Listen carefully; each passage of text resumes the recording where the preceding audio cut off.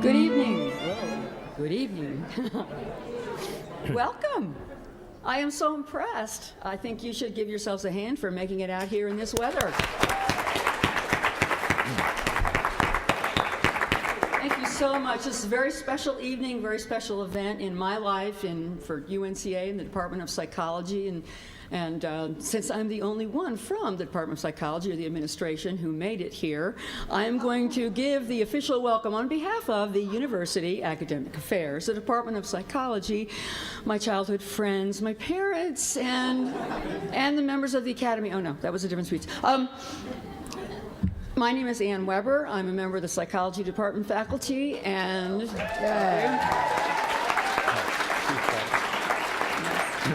thank you. Yes, I'm the shy one. And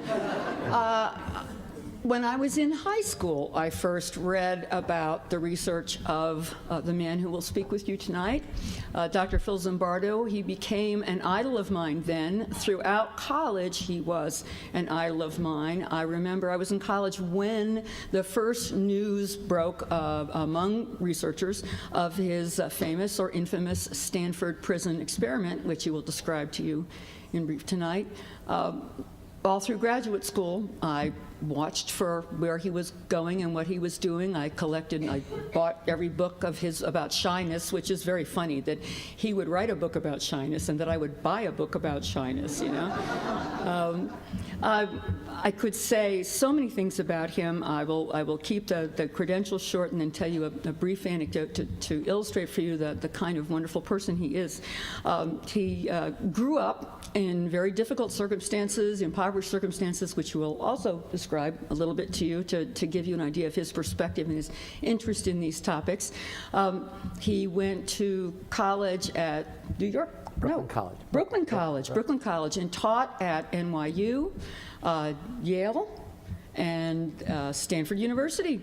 And let's see, what else can I tell you about him? He's done astonishing work on de-individuation. I think the thing that most impresses me, most affects me, first of all, are the facts that he is an activist.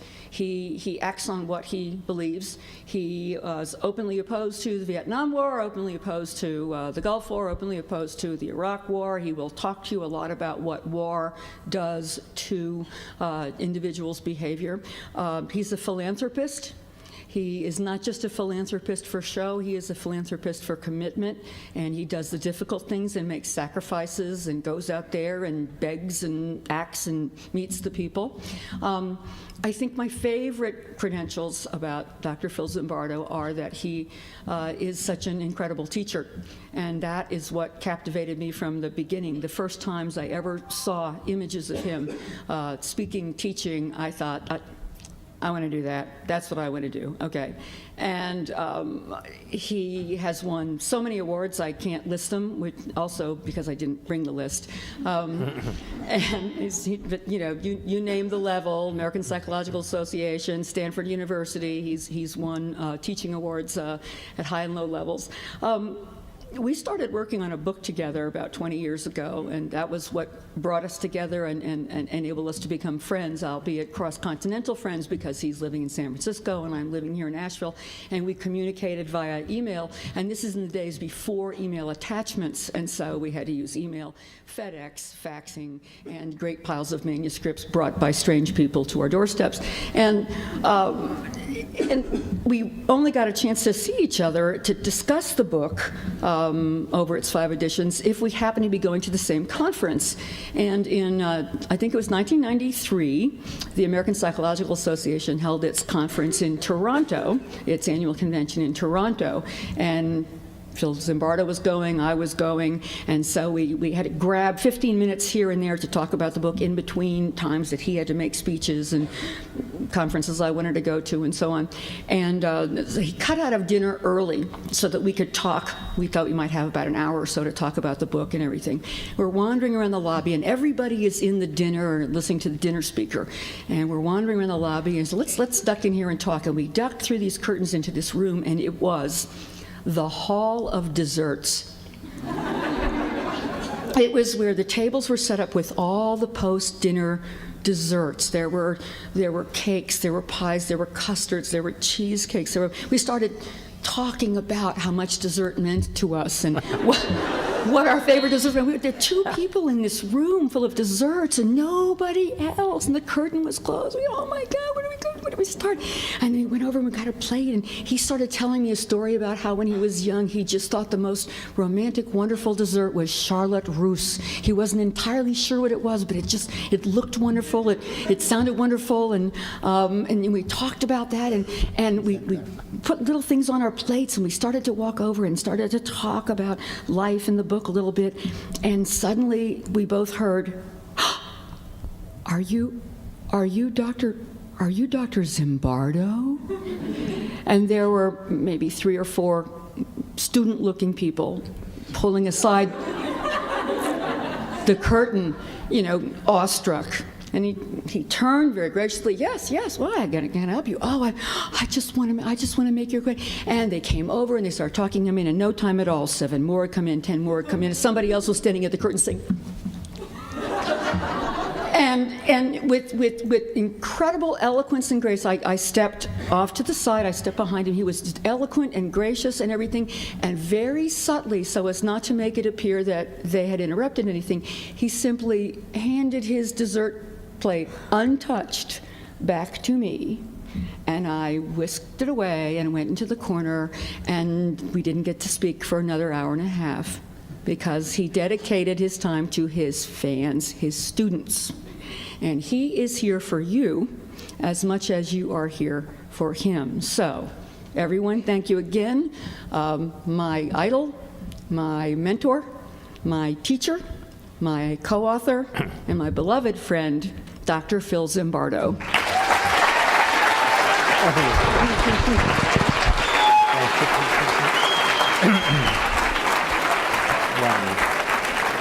Oh, sorry, no housekeeping.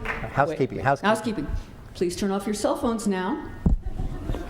Look at all the heads go. Oh my God. And secondly, please, because we're taping this, please hold questions until after the end of the presentation, and you're welcome to join us in the lobby for the T-shirt sale, the book sale of both of his books, The Time Paradox and The Lucifer Effect, and the book signing. And take a picture. And to have pictures taken with the man. Okay. Great. Thank you.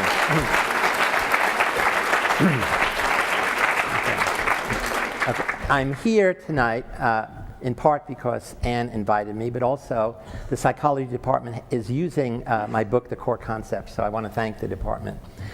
This is my first visit here, and it's beautiful. I assume that sometimes you have flowers, and I hear that trees change color, so I'm going to have to come back in the fall or the spring. What I'm going to do tonight is give a very long talk. So I hope people outside are sitting down and not standing up. I think I have 190 slides and 5 or 6 video clips, and it's really 2 talks in one. The first part of my talk it's The Lucifer Effect in Action. That's a book I wrote recently, The Lucifer Effect. And it's really a very personal journey that I've taken from evil to now to heroism. So it's really 2 parts. So part 1, very long part, is I will engulf you in the psychological study of evil. And in part 2, we will lift the dark veil, the secret powers, to talk about my new mission in life is creating ordinary heroes. I should begin by saying that as a teacher, I usually teach large undergraduate classes. So if you teach a large class, it's not enough to be an educator. You have to be an entertainer. And ideally, when it all works together, you also want to inspire people. So my goal is to educate, inform, inspire, and hopefully entertain. And the talk is, if the technology works and we spend a lot of time with the staff, the talk will be a hot talk, and hopefully, come back. So I want to begin with this very basic question: what makes people go wrong? So this is a question about evil, and it's a question that many people have asked for decades. Certainly philosophers, theologians, dramatists, sociologists. The only people who don't ask this question are psychologists. Not that they're not interested in the topic, but we want to ask specific questions for which we have specific ways of answering, namely with experiments or assessment methods. After I got my first and only C in my entire life in introductory psychology, I switched to sociology anthropology at Brooklyn College, and I majored in sociology anthropology. And in my last year, a friend of mine said he needed a partner for experimental psychology. So I did him a favor, and I loved research. And he actually switched to sociology, I switched to psychology. So I have a psychology, anthropology, sociology background, and sociologists ask those kind of questions, the big questions. And so over my lifetime, I began to think, well, why don't we ask big questions and approach it with the kind of specificity, the kind of research methodology that is really the hallmark of psychology. So that's what I want to demonstrate tonight. But I was asking this question long before I was a psychologist. As Ann mentioned, I grew up in the South Bronx. Ghetto has always been, was, hopefully it won't always be. And if you grow up in the inner city, you're surrounded by evil, by drugs, by prostitution, by your good friends doing bad things, kids going to jail, kids getting killed. And I always wondered why kids I knew are good kids, why they went wrong. It's not that why do people go wrong, it's why do people who are good go wrong. So this obsessed me until I became a psychologist. I said, what I'm going to do is create conditions in the experiment, in the laboratory, in the field. I'm going to put good people in situations that I think are going to push them to do evil things and observe who does the bad thing, who doesn't. And so instead of saying why do people go wrong, I want to know why do good people turn evil. So it raises the ante. We're going to start at time one. Everybody agrees, no, this is a good guy, this is a good girl. And at time two, it's, oh my God, what got into them? What are they doing? The reason we're curious, the reason we ask that question is not idle curiosity. Psychologists are really optimistic. We think if we understand a process, if we understand the mechanisms, we can begin to develop interventions, to minimize it, prevent it in various ways. And so once we know enough about the causes of, in quote, evil, we'll describe that in a minute, then maybe we could develop remedies. As a kid, I was also influenced by Robert Louis Stevenson's famous fiction about Dr. Jekyll and Mr. Hyde. If you remember that story, Dr. Jekyll, a good guy, invents some chemical that when he takes it, he is transformed. He crosses the line between good and evil, becomes the evil Mr. Hyde, killer, rapist. And when the drug wears off, he goes back across the line and becomes a good Dr. Jekyll. He can't resist one more trial, and also there was no human subjects committee, so he could be his own subject, he could do it all he wanted, and again, he's transformed. Well, for me, I was interested, my friends, of course, were interested in what was in the juice, because they would love to try it. I was interested in the line, because I had been told by my parents and others that the line between good and evil was impermeable. We good people were here, the bad people were there, and it protected us. It was kind of like almost like a protection blanket. But the novel made me entertain the possibility that good people could be seduced across that line. Well, in this case with a chemical, but maybe there are other ways, and maybe even bad people could be rehabilitated. So those two things, growing up with evil surrounding me, and growing up with that kind of story, pushed me in this direction that I'm going to talk to you about tonight. But I do want to start with this wonderful illusion by the Dutch artist M.C. Escher. It's Angels and Devils. I want you to focus on the white as the figure and make the black the background. It's easy if you squint a little bit. And if you do, you see here's angels and tutus, a world full of angels and goodness all around. Now, if you take a moment to look more deeply and focus on the black as the figure and the white as the background, now you see a world full of demons, the horns, the wings, all over. And that tells us what? That the world is, was, and will always be filled with good and evil, because good and evil are part of the human condition. It's our yin and yang. My argument is, it's not like we're born good and we get corrupted by the situation, we're born evil and we have to be socialized into goodness. Because we have this incredible brain, this marvelous mind, it gives us the potential to do anything that is imaginable. Anything any human being has ever done becomes possible for any of us.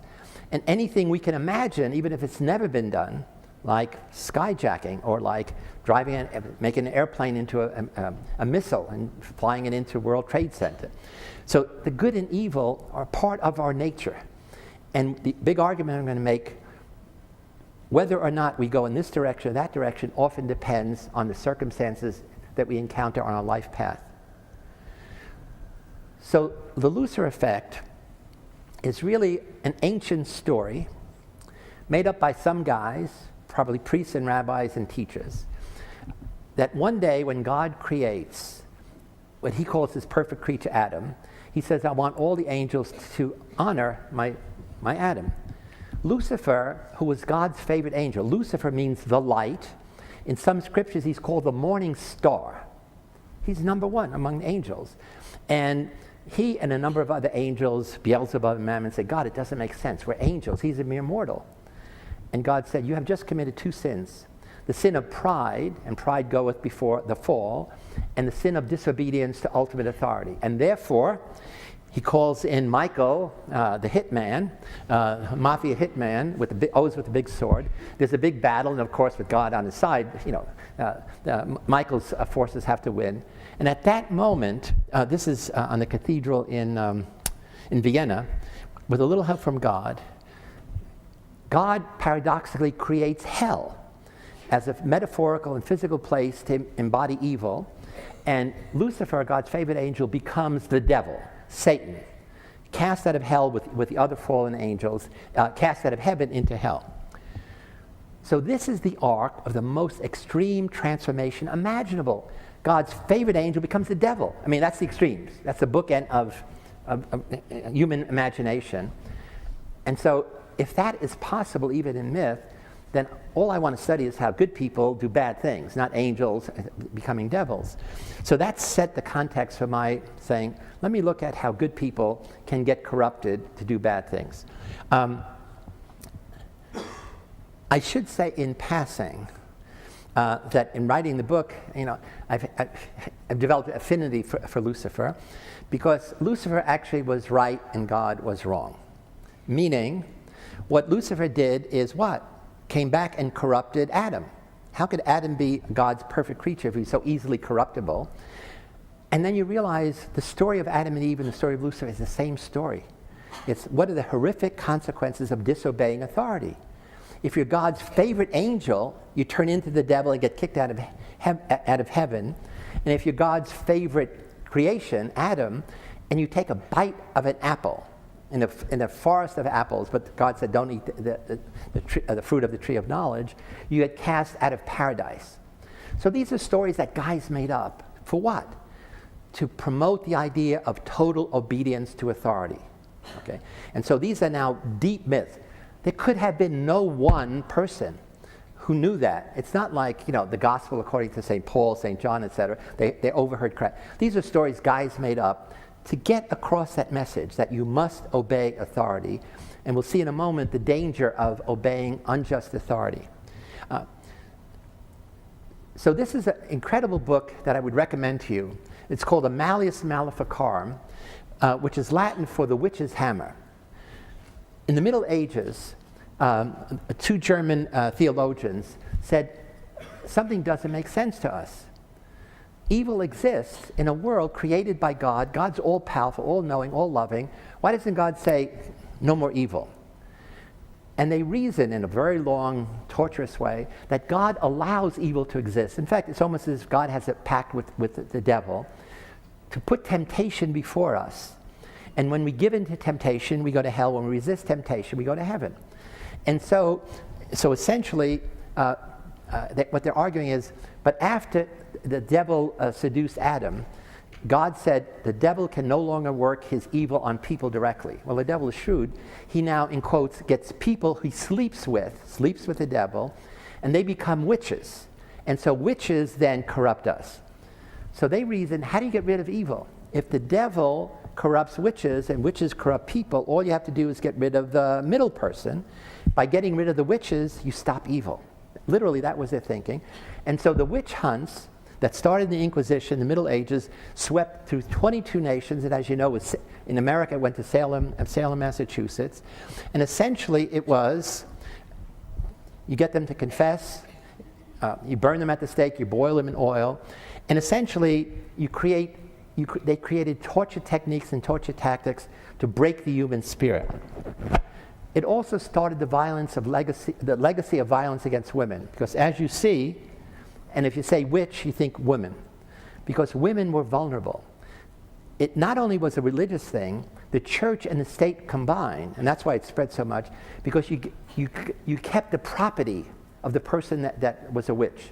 You confiscated their property. So again, women, especially women who were widowed, all somebody had to say, she's a witch. You went on trial, you always lost the trial. And so it was economic as well as religious. So there were many definitions of evil. Mine is a simple one, a psychological one. It has to do primarily with power. It's the exercise of power to harm people psychologically through rumors, through prejudice, through discrimination, through bullying, to hurt people physically, through torture, through abuse, through rape, to destroy, mortally to kill. And when evil is done by systems and governments, and that's where the real evil is, it's to commit crimes against humanity. A simple definition that one of my teachers, Irv Sarnoff, developed is evil is knowing better and doing worse. Now, my whole talk is going to be about what I'm going to call situational evil. What are the features of situations that can undercut conscience and morality? But we have to say, there are people whose whole life is organized around evil themes. That is, they can account for the deaths of millions of people. People in my generation point to Adolf Hitler and Joseph Stalin. New research shows that Chairman Mao, in his Great Leap Forward and Cultural Revolution, accounted for even more deaths of Chinese citizens than either Hitler or Stalin of the people they conquered. But is there a more modern example that some of you know about of evil, of an evil person? I think so. I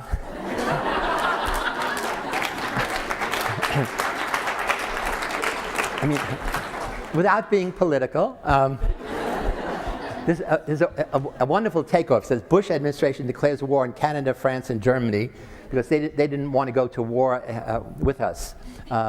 Again, the war on lies that we are still in after all of these years, billions of dollars.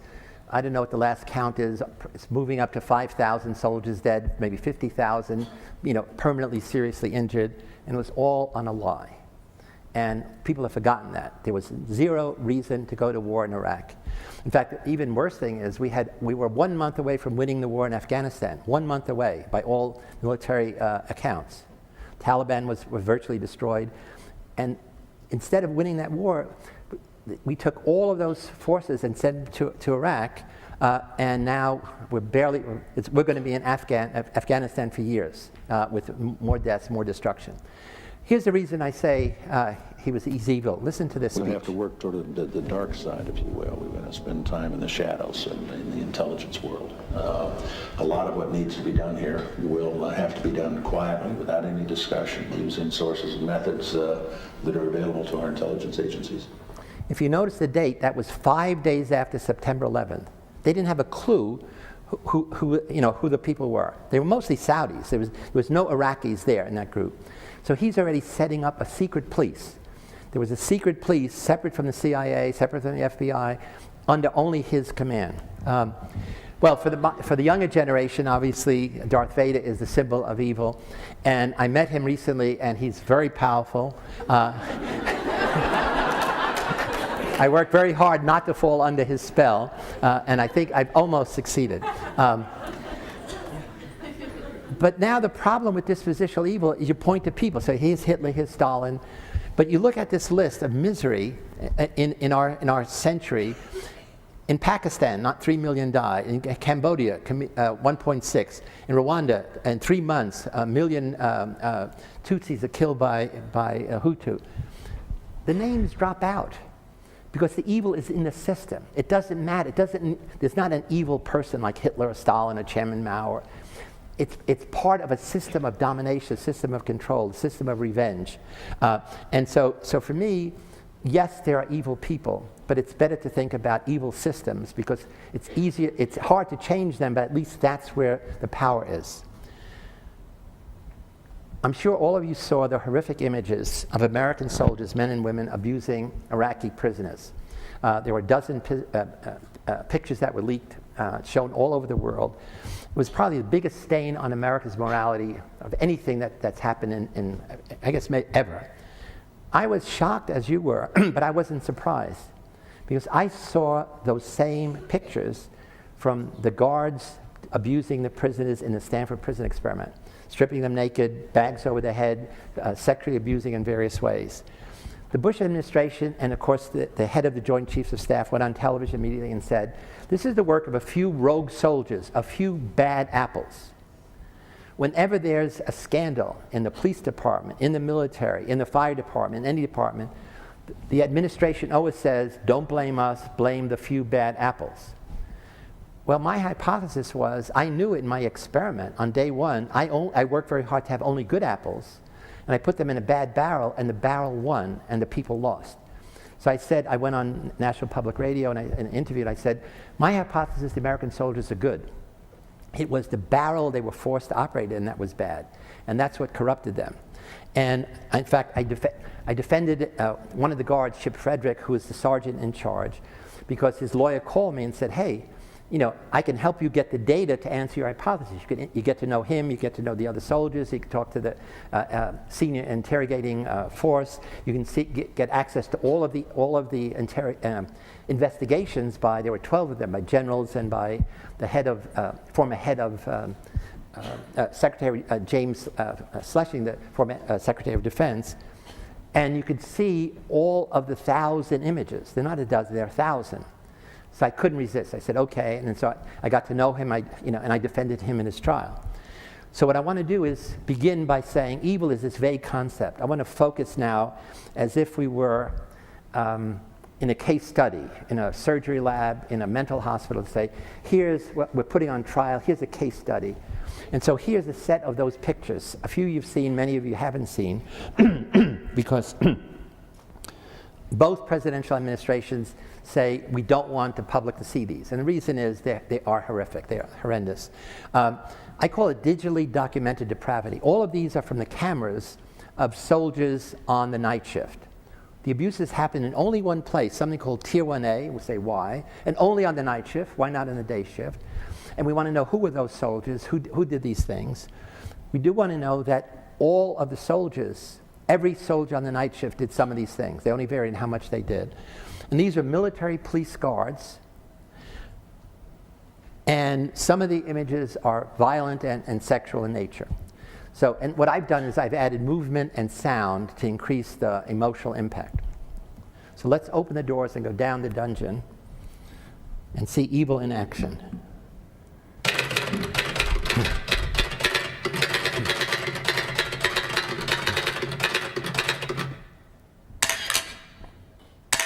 So it begins with push-ups.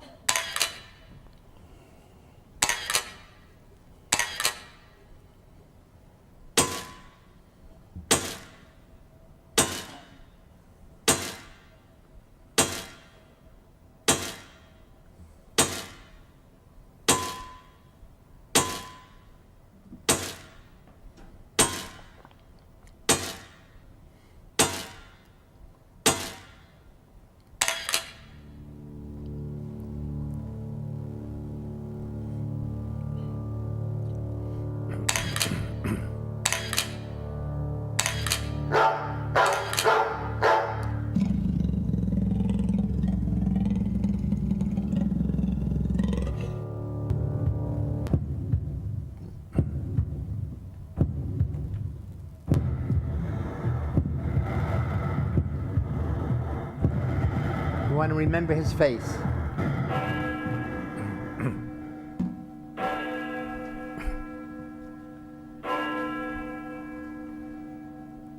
This is a guard on duty.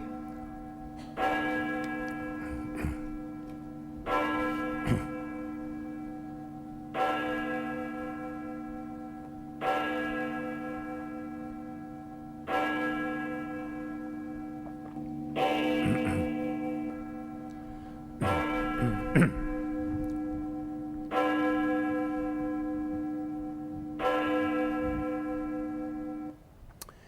I end with the juxtaposition of Leonardo da Vinci's humanity with a picture of a prisoner who was mentally ill, who covered himself with his shit every day, and the guards had to roll him in dirt so he wouldn't stink. They all called him Shit Boy.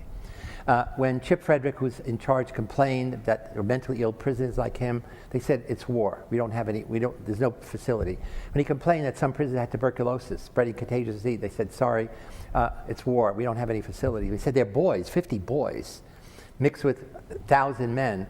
That's a recipe for disaster. As you know, they said, sorry, we don't have any facilities, just make do. And so here's Rumsfeld, and here's General Karpinski, who should have been in charge, but neither she nor any officer in 3 months, those abuses took place over 3 months, night after night for 3 months, she nor no officer ever went down to the dungeon at night. That's an interesting thing. And so they asked the question, who are the bad apples? Bad question. Psychologists know that who sets the frame becomes the con artist, regardless of what the artist that makes the picture. Setting the frame in a debate means you're going to win. So if you ask the who question, it can only be people. If you say what is responsible, it could be people, but it could be something about the situation. So let's say, what is responsible? Well, who were the prison guards? They weren't real soldiers. Nobody told you that. They were Army reservists with zero training for mission-specific combat. Okay? Army reservists in a time of war are the lowest form of animal life in the military, have no respect of any other soldiers. A lot of what they did was to get bragging rights. They showed those, they were proud of what they were doing. They showed those pictures. They gave the discs to other soldiers to put them on this screensaver. The guys piled naked in a pyramid was a very popular screensaver. Tier 1A was the interrogation center. It was run by military intelligence. The CIA also had interrogators there, and there was a third group of interrogators from a civilian group called the Titan Corporation. So it had 3 sets of interrogators, translators, analysts, etc. And they didn't have any work to do until after George Bush announced mission accomplished. We won the war. If you remember, the next day the insurgency breaks out. Our soldiers are being killed all over. And they start arresting all the men around any explosion. And so when Chip Frederick gets there in September, there's 200 prisoners. In a month, there's 1,000. Okay? So now he's in charge of 9 guys dealing with 1,000 prisoners, 60 Iraqi policemen are smuggling weapons and drugs in, helping prisoners escape, and the 9 other people on his shift. Not a single officer ever went down to the night shift. So there's no surveillance, there's no oversight. And finally, they're interrogating these guys, they're getting nothing. And the pressure comes down from the military command, from the Bush command. You must get actionable intelligence to help us stop this insurgency. So military intelligence goes to military police and says, you have to take off the gloves, you have to break the prisoners, you have to prepare them for interrogation. Do whatever you have to do so when we interrogate them, they're going to talk. And then there's no constraint, there's no oversight. And after a while, there's no officer coming down. When I saw the guy with the face paint, that's all I had to see, that one picture. If you're on duty and you're dressed like that, you are out of uniform. You could be busted. That's the face paint of a Detroit rock group called Insane Clown Posse. And that group, I'm not sure it's still functioning, promoted misogyny and violence. So how were Rumsfeld and Cheney involved? With Cheney by setting up secret police, by setting up secret renditions. Cheney's doing that. So here's this guy, and here's Rumsfeld. Rumsfeld issued a set of techniques acceptable for interrogators at Guantanamo Bay. And they included stress positions, standing on a box for up to 4 hours, bent over, have a hood placed over your head, light and auditory, either sensory deprivation or sensory overload, removal of religious items, shaving, forced shaving of hair, nakedness. They said nakedness as a dehumanization tactic. They use those words. So the reason so many guys were naked, it was to humiliate them, to embarrass them, especially in front of female officers. And the use of detainee individual phobias. They would try to find out what are prisoners afraid of. It's right out of Orwell's 1984, and essentially using the dogs. Now initially the dogs had to be muzzled. If you're a dog handler, who's afraid of a muzzled dog? So as you saw in the pictures, they took the muzzles off, obviously very, very quickly. What happened is the head, General Miller, who's the head of Guantanamo Bay, they send him to Abu Ghraib to say, we're going to Gitmoize your prison. Gitmo was the short for Guantanamo Bay. And he literally brings this menu and says to the general in Abu Ghraib, here's what you have to do. You have to get information using these techniques. So that's why Rumsfeld and Cheney are involved here. One of the worst of the guards on the night shift was Corporal Grainer. He's the one in many of these pictures that you saw. And what I have in my book, in an appendix, was a commendation he received in November, in the middle of these abuses. And it says here, Corporal Grainer, you're doing a fine job on Tier 1A in the prison. You have received many accolades from military intelligence units here, and specifically from Lieutenant Colonel, there was only one, Jordan. Continue to perform at this level, and it will help our overall mission. He's getting accolades for doing the things you saw, and the date is November 16, 2003, in the middle of all of this abuse. So he doesn't think he's doing anything wrong. In fact, they say the problem is, you're out of uniform very often, you should wear your uniform. So they're saying we're doing good deeds. And in fact, when I said, notice the picture of the guy with the black eye and a piece of tape over, they pick him up, the Navy SEALs pick him up outside of some explosion. They think he's selling explosives. They beat the shit out of him. They break his ribs, and they bring him down to Abu Ghraib to be interrogated. They get down to Abu Ghraib, and there's a CIA operative, I think Charles Swainer. He's there, and he tells two of these guards, bring him to the shower room and hang him on a hook. Hang him on a hook. And the guards hear yelling and screaming, and then Swainer runs out and says, my God, he's dead. They take him down, and they don't know what to do with him now. And so they have this plan. They're going to wrap him in sheets and ice, pretend he has pneumonia, pretend they're going to take him to the hospital, so when other prisoners see them taking out, essentially they pay a cab driver to take him in the woods and dump him. But because our soldiers are taking pictures of everything, they take pictures of themselves. So you see Grainer and Harmon giving the high five to him when he's dead. And so they document the fact that this guy was there.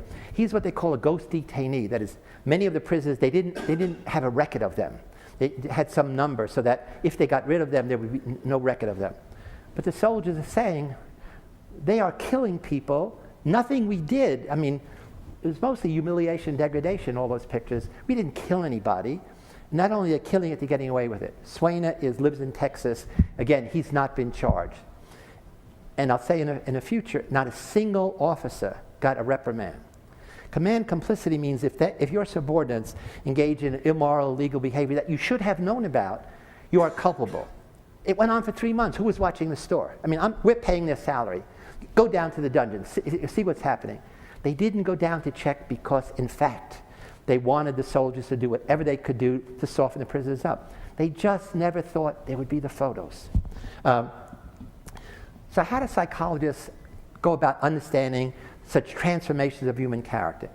The guy I defended, there's no question about it, he is as good an American citizen, patriotic soldier as anybody I've ever met. And he goes down to that dungeon and he becomes one of the monsters. The basic way we try to understand this is called dispositional, bad apples. We look inside for genetic predispositions, for personality traits, for character, and we try to understand the outcome. All of psychiatry begins and ends there. Mostly clinical psychology is about that. Cognitive psychology is about that. Assessment psychology. Social psychologists like me come along and say, of course people are important, but people are always in a situation, in a behavioral context. So we have to understand the power of the situation on individuals. What is it that situations do to people? And that's the bad barrel. But it wasn't until I got deeply involved in Abu Ghraib, talking to various criminal investigators and soldiers and so forth, that I realized by talking, is it the personal situation? We missed the big picture. The big picture is what? It's the system, stupid. The system creates, maintains, justifies those situations. The system is where the power is. It's legal, it's economic, it's cultural, it's historical. And so all of our attempts to change behavior essentially begin and end here. Education, therapy, rehabilitation is just that. But if it's the situation, then as fast as you cure people here, the situation is dumping them out more and more and more. So for example, as this a little aside, Anne mentioned the work I did in shyness. After we understood about shyness, I set up the first shyness clinic in America. It's been running in the community for 30 years. It's very effective. We help almost everybody minimize shyness, overcome it, prevent it. As fast as we can cure somebody, the system is turning out 100 more. Shyness is at an epidemic level in America. More than half of all the people we surveyed say, I think of myself as a shy person. Partly the responsibility goes to the new electronic technologies, which give people an illusion of connectedness, but in fact physically isolate people. So you have a whole generation of kids who don't know how to relate one-on-one. All they know how to do is Facebook and Twitter and be LinkedIn, but not psychologically, not socially linked in. So that's one of the reasons shyness is increasing. So unless you're aware of what the system does, you could be diddling around with your therapy, with your rehabilitation, with your new educational systems, and you're destined to fail. So the Lucifer effect is really understanding human behavior at those three levels. We have to understand, what do people bring into any situation? People are important. They're the actors on the stage. But we have to understand the situation. You know, what are the props? What are the other actors? What are the costumes? What's the audience like? That's the situation, because that's going to change the individual behavior. And then we have to say, what is the dominant system that produces, maintains, justifies those situations? So the Lucifer Effect, which I'll be signing outside, actually won, was a New York Times bestseller, and won award, the William James Award for the best book in psychology last year, for which I'm very proud. We have a great website, lucifereffect.com. Please go to it. There's all kinds of stuff. It's about the book. It's about me. There's going to be a movie made, probably starting this summer. The director and screenwriter is a guy named Christopher McQuarrie. He won the Oscar for Usual Suspects, and they're now just casting actors. And I was hoping for Sean Penn, but I'm not sure. Actually, John Cusack might play. I met him, and he might be ideal. But the Lucifer Effect, even though the first 15 chapters of the book are grim, it's about the Stanford Prison Study, day by day, hour by hour, because I have to convince you, how could, as I'll show you in a minute, how could normal, healthy kids have emotional breakdowns when the guards are just using words? I prevented the guards from physically abusing the prisoners. It didn't make a difference. They broke them psychologically. And then I have 2 chapters on all the research in social psychology, some of which I'm going to present in a minute, which supports the notion that situations have greater power over us than we'd like to believe. And then we go to Abu Ghraib. Let's look at the people involved, let's look at the situation, then let's look at the system. And after 15 chapters, then I turn to say, oh my God, you know, is there any hope for the rest of us? And then half the chapter is on how can we resist these pressures, which are enormous. And then the last chapter is how do we celebrate heroism? Who are the people who resist? And that's how I'm going to give my talk today. So the same mind that makes some of us kind makes others cruel. The same mind that makes some caring makes others indifferent. Same mind that makes some creative makes others destructive. And it pushes some people to be villains, and the good news pushes some of us to be heroes. A great New Yorker cartoon, which is the whole talk I'm going to give. I'm neither a good cop nor a bad cop, Jerome. Like yourself, I'm a complex amalgam of positive and negative personality traits that emerge or not depending on circumstances. At the end of my talk, I'm going to present the summary of one of the investigative reports at Abu Ghraib by James Schlesinger, along with a number of generals, and he says almost the same exact thing. But if you go to English majors, if you go to Major Barber George Bernard Shaw, who's one of my favorite authors, he says the following: every reasonable man and woman is a potential scoundrel and a potential good citizen. What a man does depends on his character. What a man is depends on his character. What he does and what we think of what he does depends upon circumstances. So he makes the distinction between the dispositional, what you are is inside of you, what you do, and how we evaluate what you do depends on those circumstances. Now, are there any circumstances that can make good Samaritans turn into bad guys and gals? Okay. We're going to go to Princeton Theological Seminary, not too far from here. People go to seminary because they're good to begin with and they want to be better. They want to save the world. And so 2 social psychologists are going to play on the theme of the Good Samaritan. It's the most popular sermon in the whole Bible. And it's, on the road from Jericho to Jerusalem, there's a person lying on the road that everybody passes by, except the Good Samaritan stops, helps him, brings him to an inn, gives the innkeeper money, comes back and checks on him. And that becomes a model of what we all should be. We all should be the Good Samaritan. Do unto others as you would have them do unto you. That's really the golden rule. But does it make a difference if you're in a hurry? Being in a hurry is a situational variable. So John Darley and Dan Batson did the following simple study. They got theology students, they say, we're studying the power of sermons. We'd like you to give the Good Samaritan sermon. You know it? Of course you know it. Okay, so go across the alley, on the other side is the communication department, tell them you're in the experiment, they'll expect you to have your name, and you're going to make a videotape, we're going to play it to people, so we want you to make a very powerful sermon, as you would if you're, when you get to be a minister up on the altar, on the stage. The only thing they varied is for some of them they said, oh my God, you're late, please hurry. The others say, you're on time, don't delay. So everything is the same. Now, in your mind, you're going to give the Good Samaritan talk. You're going to go across the alley. But on the way, there's a victim in distress. Obviously Confederate. He's a guy in a corner moaning. And the question is, who stops?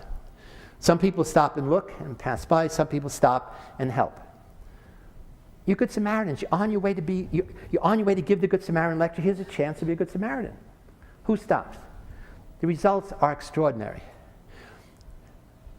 If you're on time, 90% stop.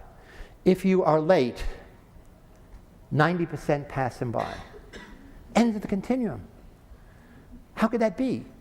And of course, when they get there, after they do your sermon, they say, did you notice anything on the way? Somebody said, no. They said, well, there's some guy sleeping. So you change the situation, you justify it. Oh, I was going to go, he may have been, I was going to go back when I finish this. You had all these mechanisms for reducing the dissonance between passing by somebody who needs you and your mission to talk about what a Good Samaritan is. So here's a social situational variable, whether you perceive you're late or not. And in fact, lots of studies of bystander intervention in subways, people who are in a hurry pass people by. And I'm going to present a wonderful example of this in the reverse. That if you're in a hurry, you don't notice things you ought to notice because they could make you a better person. No time to help a stranger in distress when I'm in a hurry. Here's a wonderful demonstration of situational power. You're going to see 5 objects, all doing their own thing, all individual, different, going each way. And then suddenly we're going to change a little piece of the situation, and then they're all going to be homogenized. They're all going to be blindly obedient. Watch this.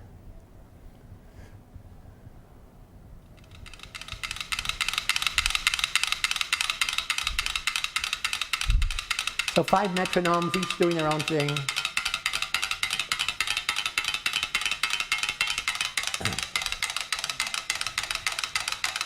And you're just going to put them on 2 Coca-Cola cans. And now the vibrations of each are going to affect the vibrations of the one next to it.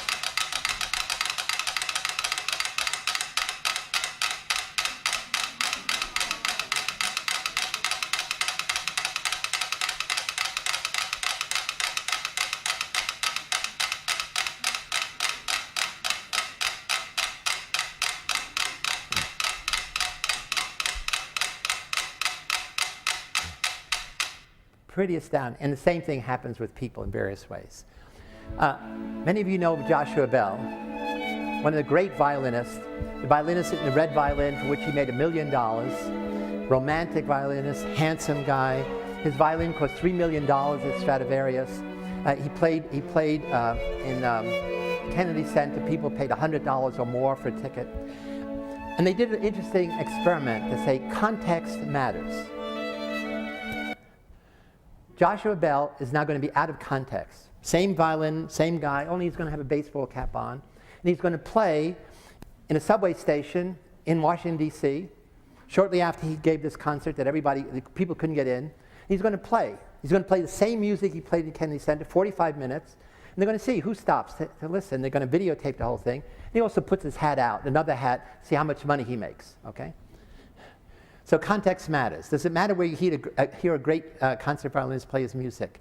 3 years ago in Washington, D.C. Metro Station, he plays for free for panhandling charges. 1,097 passengers are recorded passing by, and he plays 6 classical pieces for 43 minutes. No tucks, but dressed reasonably well. How many stopped? How much did he earn? 7 people out of 1,097 stopped. The average stopping time was 1 minute, and he made $32, okay? And he was happy somebody gave $1. People throwing 10 cents, pennies, and so forth. And no one stopped for more than a minute. I mean, if you stop for a minute, so everybody's in a hurry, it's like the Good Samaritan, but here's this world-class violinist, so you miss your subway, I mean, your train, for another 5 minutes. So again, here's context matters. Same person, same violin, same music was not enough to get people to stop. So again, here. So he, as I said, he earned $32. America has an obesity epidemic. We've had it for a while, and now it's a call to arms. Mrs. Obama is having a campaign and so forth. We're destined to lose that. The same way we lost the war on poverty, the war on drugs, we're going to lose the war on obesity, because what is the system that's promoting obesity? It's all the fast food companies that are making billions of dollars, okay? You can say we're going to have good food in schools and so forth and so forth. The kids come out of school and there's McDonald's and there's Taco Bell and all these other places. But if we think of obesity as dispositional, it's in the genes, it's excess calories, it's not exercising. So what's the change strategy? Diet books, diet centers, surgery, counseling. Nothing works over time. Everything works for the first year, and then you drift back. What are ignored are cultural and social factors and media bombardment promoting desirability of fast foods. The other thing that's ignored is the social norm in America of making obesity acceptable. Not in general, but in family and among friends. What does that mean? Instead of saying, if you're obese, you're going to die. You're going to die soon and you're going to die an unpleasant death. Social connections are a prime cause of obesity. What does that mean? 2 researchers, one at Harvard, one at, I think, Irvine, a physician and a political scientist, have done research that concludes network phenomena appear to be relevant to the biologic and behavioral trait of obesity. Obesity appears to spread through social ties. The spread of obesity in social network appears to be a factor in the obesity epidemic. So what they do is, there's a database in Harvard, I think it's called a Framingham study. For 32 years, they have collected data on several thousand people, not only body mass index, but social index. Who's your family, who's your friends, who's your close friends, who's more remote friends, how often do you see them, et cetera, et cetera. So they're able to now match, and they do this every year. They could see when people become obese, when you become obese, and also we now have your family, your sister, your father, your brother, all of those connections. Does becoming obese influence or spread to other people? And the data is, this is 12,000 people over 32 years. Your chance of becoming obese if your brother is obese is 41%. Your chance of becoming obese is 67% if your sister is. It doesn't work between brother and sister. If across gender, it has no impact. If your spouse is obese, 44%. Among your best friend, if your mutual friend is obese, chances are you're going to become obese is 170%. In fact, you go 2 steps further. If you look at people who are not your best friend, but like second and third, it spreads through three successive social ties. And it doesn't matter if they're physically present. It's not modeling. It's not you look at somebody and say, they argue it's a social norm. And the researchers are Nicholas Christakis and I forget his name, Fowler, and they have a wonderful book called Connected. They conclude the observation that people are embedded in social networks suggests that both good and bad behaviors might spread through a range of social ties. This highlights the necessity of approaching obesity not only as a clinical problem, but also as a public health problem. Okay, that is, how do you change? It's all about changing attitude, changing social norms. And in their book, they show this is the same exact thing with smoking, and they also want to show it's the same thing with positive things, of people being empathic or altruistic. Yeah, the book is connected. So it's James Fowler and Nicholas Christakis, The Surprising Power of Social Networks and How They Shape Our Lives. Stanley Milgram is somebody whose name many of you have heard if you've taken a psychology course. He and I were classmates in senior high school in James Monroe in the Bronx. And he was a little Jewish kid, but very worrisome.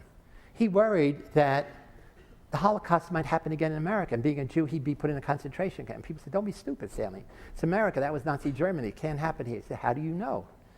Do you think there's nobody who'd be willing to be a guard in a concentration camp in New Haven, Connecticut, where he was a new professor? And he said, would you electrocute a stranger if Hitler asked you? And he said, don't be stupid. He said, how do you know? We all like to think well of ourselves. How do you know unless we put you in that situation? Well, Hitler's dead. But why don't we create a situation where an arbitrary authority tells you to shock an innocent person more and more, almost to death? Would you do it? No way. He said, let's see. But his study is considered the most unethical done in psychology, of course, until I did mine. But listen to what he says, why he did this, if you will, unethical research. Unethical in the sense that people suffered.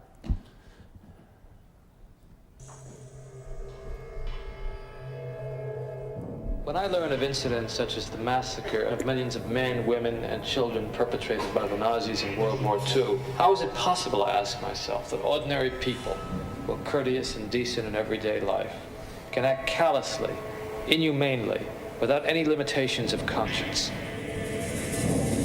Now, there are some studies in my discipline, social psychology, that seem to provide a clue to this question. The problem I wanted to study was a little different. It went a little bit further. It was the issue of authority. Under what conditions would a person obey authority who commanded actions that went against conscience?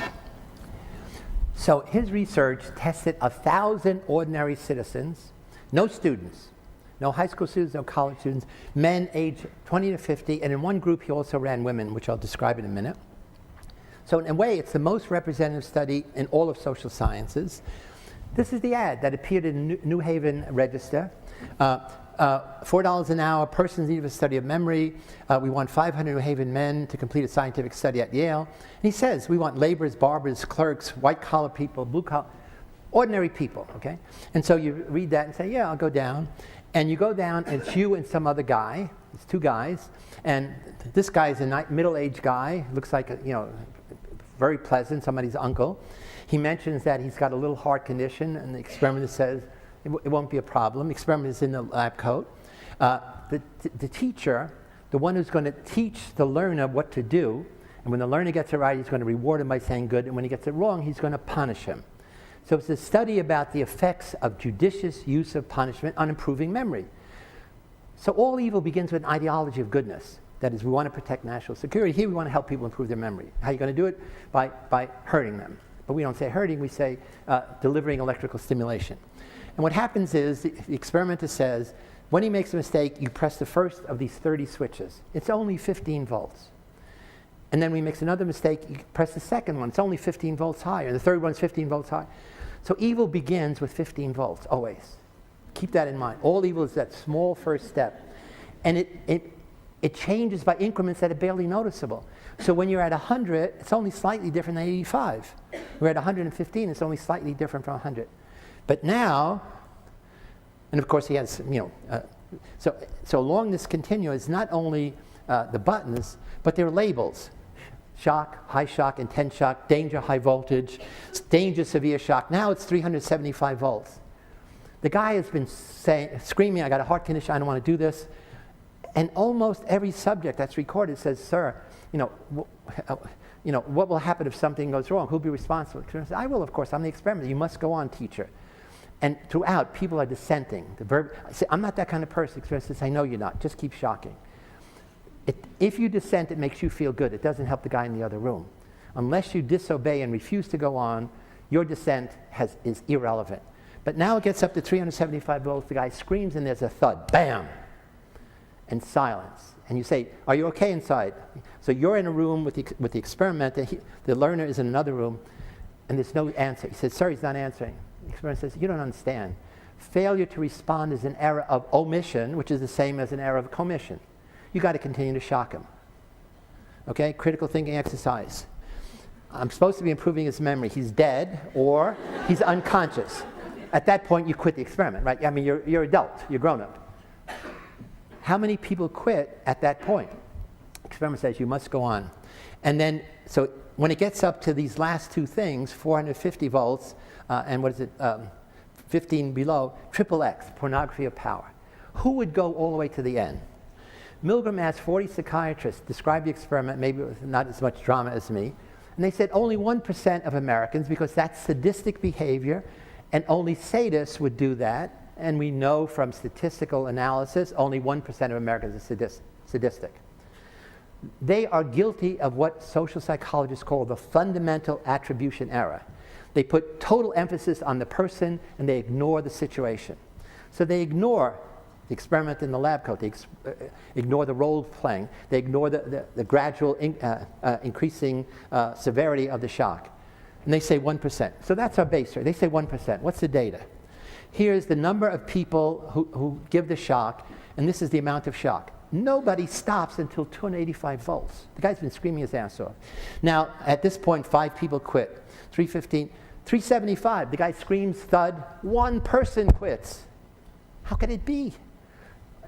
It doesn't make sense. In fact, it's not 1%, it's 65%. 2/3 of all the subjects went all the way to the end. Okay. Now, I said he tested 1,000 subjects. In any one study, it's only 50 or 60. Let's look at the other 16 studies. In each study, he varies one aspect of the social situation. We call that experimental variations. So in study 16, the percentage of people going to 450 volts is 91%. 9 out of 10 people go all the way. Why? In study 16, you come in and they say, we're running a little late, why don't you sit and wait till the other person finishes? And you see a Confederate looking like you go all the way to the end. In study number 5, only 10% go all the way. In study 5, you come in and you see people like you rebel. That says we are powerful social models for other people. If you model evil behavior, it's going to spread to others. If you model good behavior, caring behavior, compassionate behavior, it's going to spread in a positive way. What about women? Study 13, no different than men, 60%. So this says, in this situation, it's not putting good or bad people in, it's varying little pieces of the situation. If the victim is not in another room but next to you, you give less shock. If the experiment is in the other room, not next to you, you give less shock. In condition 1, only 1% of people shock. If the learner says, I'd like to be shocked, I don't mind being shocked, shock me, people say, that's sick. I mean, and nobody does it, okay? But now, in that study, in fact, the guy being shocked was a Confederate. At the end of the study, he comes out, he tells the guy, look, I was a Confederate, here's the reason we're doing the study. You really didn't shock me, you didn't hurt me, you just thought I did. And almost everybody did, they believed it. Well, some psychologists said, well, maybe they said it. Maybe a lot of them didn't believe they were doing it, that's why they went all along. Let's set up a study where instead of some random person, this is the object you're going to shock, this little puppy, this cute little puppy. Would you teach a new dog old tricks in order to survive? So now what happens is, can you imagine any situation that I could put you in which you would shock this dog repeatedly more and more over 10 trials? No way. I mean, you say, I love that puppy, it's a cute puppy, I'm not that kind of person. But now the guy in the lab coat is your psychology professor in a course in learning and conditioning, and your grade depends on teaching that dog a new trick. What do you mean? What it means is the dog is put in this, they call it a shuttle box, and the floor is an electrified grid. And when a light goes on, the puppy has to learn to turn and go to this part of the box, which is safe. And when he does consistently, he avoids getting shocked. Light goes on, he runs out. If he doesn't do it, he continues to get shocked for some period of time, let's say a minute. And you have a box with 10 buttons. When you press the first button, you're electrifying the grid. And in fact, you really are.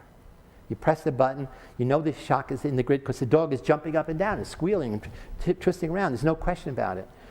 When you think you are increasing it, you're really not. It's always the same level. But you're going from 1 to 2. You think you're getting worse and worse and worse.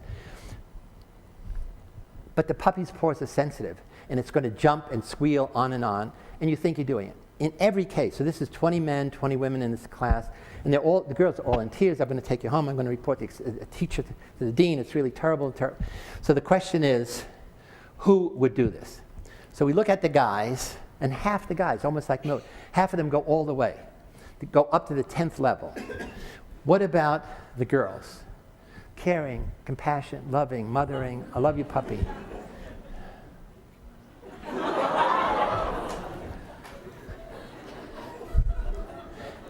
How could that be? Wait, I go back. Whoops, okay. I'm sorry. Mo was startled by it, even though I know. So this study was done back in 1971. They actually presented at a convention in the American Psychological Association. They got booed off the stage, so it's never been published. It's only in the proceedings of the American Psychological Association. And actually, Anne helped me get in touch with the authors to loan me the pictures. Why is women 100%? Are they more evil? Are they more uncaring? No, simple. It's 1971. Female students were more likely to be dominated by a male instructor, and grades then and now are more important for women than men. Okay? And so it's those things, has nothing to do with being good and evil. It's those situational circumstances. You could never do the study again, but if you did anything like it, I think you would not, hopefully you would not get the same thing now with the new generation of women. All experiments are artificial, okay? Never in your life are you going to be sitting in front of a box pressing buttons to shock somebody. So we always want to say, what are the real world parallels? What is the external validity of the study? What is it that the study tells us about the real world? And sadly, it tells us a very important story. In 1978, 912 American citizens from San Francisco and Los Angeles committed suicide or were murdered or murdered their children or their parents in blind obedience to the instruction of their minister. The minister is Jim Jones. He was the pastor of a group, again, Church of Christ Disciple, which is called People's Temple in LA and San Francisco. If you go on the web and put Jonestown last hour, you not only get the text of his speech, he tape recorded everything. So we have a tape recording of his persuasive speech, getting these people to kill their children, and there were 250 children, kill their parents, and then take the medicine. The important thing is the semantics. He says, mothers, be kind to your children, give them the medication, then be kind to the elders, help them across to the other side where there will be peace and harmony and so forth and so on. And they were taking cyanide. And you hear the kids screaming in the background, crying because it produces convulsions. And if you didn't do it, they poured the liquid in or they gave you an injection. And so you can hear the speech online or you can read the text. And it really is a phenomenon of our times. If you know William Golding's Lord of the Flies, it's really about British choir boys who their plane crashes on an island, and at the beginning, democracy takes over. The good boys, big boys protect the little boys. There's the rule of law, and then they run out of food. And so scarce resources make cooperative people become competitive. And now a group of boys led by Jack Marridew hunt down a pig, and they're about to kill the pig with spears they made, and they can't do it. Why? Because thou shalt not kill is a commandment that's been inbred in them. And then William Goulding does an interesting thing. Goulding, he has the boys take off their clothes, and one of the boys paints himself, the leader, and gets the other boys to paint their faces, a little bit like the guy in Abu Ghraib. And now, becoming anonymous somehow lowers the restraint, the inhibition against killing. And not only they kill the pig, they enjoy killing other pigs. They kill the intellectual boy whose name happens to be Piggy. And at that point, fascism takes out. Might makes right. And that's what the story is about. I had my students read this when I was at NYU, and they say, teach, is that real? Is simply changing part of your external appearance enough to change your inner morality? I said, I don't know, let's do an experiment. So students come in from an introductory psych class, they're greeted by my assistant, Scott Frazier. We give them a cover story. A cover story is the big lie. We say, you're going to meet two women who are trying to be creative under stress. Their job, be creative, your job is to stress them, okay, randomly. But we don't want them to see your body language, so we're going to put you in hoods and a big floppy lab coat. And here are the 4 subjects, looking a little like Ku Klux Klanners. And on the tape recording, they listen to the 2 girls, who one presented as a nice woman, one kind of bitchy. We want to see, did that make a difference? And then we bring them inside, we give them a sample of the shock that they're going to administer. It's a powerful shock. And then we're going to compare them to women randomly assigned to the same experiment, only we're going to make them individuated. They have name tags. My name is Marcy Johnson. My name is Hilda Jackson. But everything else is the same. Half of them are anonymous, de-individuated. We take away the individuation. Half are individuated. And now they see me behind the screen with the first of the 2 victims. There's going to be 20 trials in which they're going to press the button when an amber light goes on. And the measure is how long do they hold their finger down, pressing the button. And when they do, she is twisting and turning and moaning. She's not getting shocked. The actresses, and there's a little button here that they know when somebody's pressing the thing. Unlike the Milgram study, nobody's saying you must do it, you must go on. Once you create the situation, I'm inside, and they're free to do whatever they want. So the data are, this is the amount of shock, and this is the first 10 trials and the second 10 trials. And I combine, simply, our presentation, the 2 different kinds of women. So the individuated students start low and stay low. The women, and everything else is the same, only they're anonymous, as in The Lord of the Flies. They start twice as high, and over time they shock more and more and more. It becomes self-reinforcing. It's not that they're evil, it's about power. You press a button and you're controlling someone. She's like your puppet. You press the button, she's twisting and turning and moaning, and the more you do it, the more you want to do it, the more you continue to do it. Here's, long before we did our experiment, I mentioned Ku Klux Klan. Here's a little girl being socialized into that mentality. So an anthropologist at Harvard reads about my research that I published about this and says, you know, if you're right, it should make a difference how warriors go to battle, whether they're anonymous or not, in how they treat their victims. And what he does is, he goes to the human area files, which is files of all cultures in the world created by anthropologists, missionaries, psychologists, and he asks for 2 data. Do they change their appearance? In some cultures they don't. In other cultures they do, as in Lord of the Flies. In some they wear these kinds of masks. In most civilized societies, we simply put them in uniform to make them anonymous. And as you look at this picture, you can't tell one from another. And so his measure is, who is most likely to kill, torture, mutilate the enemy? People who change their appearance or people who don't. So what he does is he finds 23 cultures that have 2 bits of data. Do they change their appearance? 15 yes, no change 8. And it's not pressing a button on a box. The measure is, do they kill, mutilate, and torture the victim? 13 cultures are high, 10 are low.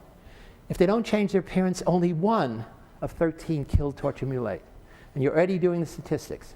If they change their appearance, 12 of 13, 90%, kill, torture, and mutilate. What it says is culture has wisdom. All war is about old men sending young men to kill other young men. Only thing that varies is the reason, okay? Whether it's for oil, whether it's for resources, whether it's for land, whether it's for religious beliefs. And you know it's going to be easier if you get them to change their appearance. They're a different person in the uniform, in the mask, in the disguise. But when the war is over, you know what? It's against the law to wear a uniform. You have to give it back because we want you to go back to being a peaceful young person. And the explosion of PTSD in our veterans says it doesn't happen that way. When you give up the uniform, you still have a mind that knows you tortured, you killed, you raped, and that will last forever. How else can good people be converted to do these bad things? Simply dehumanize your victim. You don't have to change yourself, just change how you think about the other. Think about them as animals. Think about them as less than human. So dehumanization is really a central process in prejudice and discrimination. It enables ordinary people to become perpetrators of evil simply in their mind by converting others as less than human and then hating them. And if you fear them as well, then you go on be hating, you want to kill them. So Bandura did this little study which nobody cites. It's the only study on dehumanization. It's a very simple one. He has groups of students, let's say from Stanford, and students from UNC Asheville are going to come. And he says, we're interested in group problem solving. Students from another college are here, and they're going to try to solve problems you give them. When they get it right, you reward them, you say various things. When they get it wrong, you press a button on a box from 1 to 10, and they're all going to get shocked. So it's like the Milgram study, only it's down in groups. And what happens is, after the experiment, it takes your name, the assistant, a young kid, he goes inside and you hear over the intercom, he's telling the experiment, "Sir, we're ready to begin. The subjects are here from this college." And he says, "They seem to me like animals. They seem to me like nice guys, or we're ready to begin." So somebody you don't know is labeling college students from another college as nice guys, as nothing, or as animals. What difference does that make? So here's the amount of shock you give over the first of 10 trials, and you start very low. And over time, you level off when you don't know anything about them. Simply saying they're animals. A guy you don't know, who's a student, is labeling somebody else animals. You start at the same place. So if the study had only one trial, you say it doesn't make a difference. But now, just as in our study with the women at NYU, as you shock, and you get this linear increase. The good news is, humanizing others is better than saying nothing. So the ones who are humanized, you start almost in the same place, and you level off down here. But here's at the end of 10 trials, you got this huge difference. Those who have been dehumanized, you're shocking an enormous amount, more than if you don't know anything about them, and least of all if you know something positive. So sticks and stones may break your bones, but names can kill you. That's the important thing. He said they are like dogs, and if you allow them to believe at any point they are more than a dog, you've lost control of them. That's what General Miller told General Karpinski, the general from Guantanamo Bay, when he brought those Rumsfeld torture tactics to Abu Ghraib. He said they're like dogs. Well, in 1994, the Hutu government went on the radio and said, "We have an announcement. Your neighbors, the Tutsis, who you've lived with for years, decades, they're really nothing more than cockroaches. And imagine your house is filled with cockroaches. What do? You kill them. And we're going to help you." And they gave every man a machete and every woman a club, and they said, "It is your obligation to your government to kill all the cockroaches you can." And in 100 days, 3 months and 10 days, they massacred 800,000 plus, 800,000 plus, and the weapon of mass destruction is the machete and the club. After you start killing, then all chaos breaks loose. And they start having a decapitation contest. How many heads can you cut off? You line Tutsis up. How many women can you rape? How many women can you behead while the children watch? And so this is what my friend Sam Keane calls reflections on the hostile imagination. That he has a wonderful book called Faces of the Enemy, which has propaganda from around the world. Every country uses it to get the citizens to hate the other and to get the soldiers to want to kill the other. So this is a Tutsi child's drawing, having been forced to watch her mother's beheading. Will she ever get over that image for the rest of her life? Is it better to have died than to have that memory that goes with you? Somebody sent me this billboard, a huge billboard from the East Congo. The soldiers from Rwanda who escaped are now in the East Congo, spreading these terrible things, and they use rape as a tactic of mass terror. And this picture, here's a guy running, taking his pants down, trying to chase this little girl, and it says, "No sexual violence, please." Like, drive on the right side of the road. So they have to have billboards to try to get people, not to practice sexual violence or rape. So Alexander Solzhenitsyn was a great Russian poet. He was also imprisoned in Stalin's Gulag Archipelago, one of the worst prison systems. He says, "The line between good and evil cuts through the center of every human being's heart. It's not an abstraction, it's something that's inside of all of us." And so this quickly brings us to the Stanford Prison Study, which I'll go through very quickly since many of you know it. We didn't have money for a big ad, so we had a little ad. We did have college students for a prison study. It was going to go up to 2 weeks. We're going to pay $15 a day. 75 people answered the ad. We had them come down, we interviewed all of them, we gave them a battery of psychological tests. We picked 24, most normal, most healthy, and then we flipped a coin. You be a guard, you be a prisoner, you be a guard, you be a prisoner. The kids who were going to be guards, we wanted them to feel like it was their prison. So they came down a day before, they chose really nice military uniforms, they helped set up the prison. And the kids who were going to be prisoners, we said, wait at home or in the dormitories, the study will begin soon. What they didn't know is I had made an arrangement with the Palo Alto Police Department to make very realistic arrests. I thought that was critical because you needed the authorities to take away your freedom. because then only the authorities could give it to you back. If they came down and said, I'm here for the study, I'm here for the experiment, they all knew it was an experiment, they had to do informed consent, then when it got bad, as it did, they could say, I quit the experiment. But you can't quit a prison. You can only get out of a prison if you're paroled. So this is the way the study began. Prisoner 819 did a bad thing. Prisoner 819 did a bad thing. Prisoner 819 did a bad thing. So that's Stanford University. It was a paradise till I got there.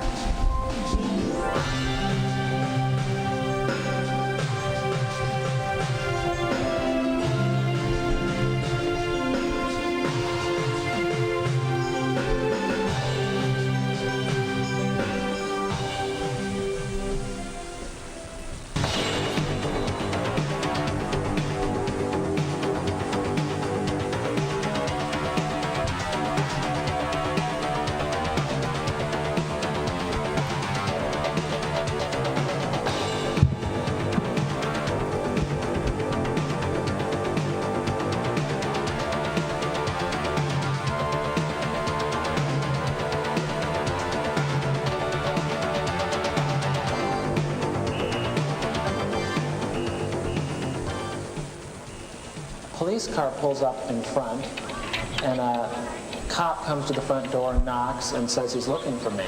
So they, right there, they took me out the door. The car, it was a real cop car, it was a real policeman, and there were real neighbors in the street who didn't know that I was, this was a experiment. And there was cameras all around and neighbors all around. They put me in the car, then they drove me around Palo Alto. They took me to the police station, the basement of the police station.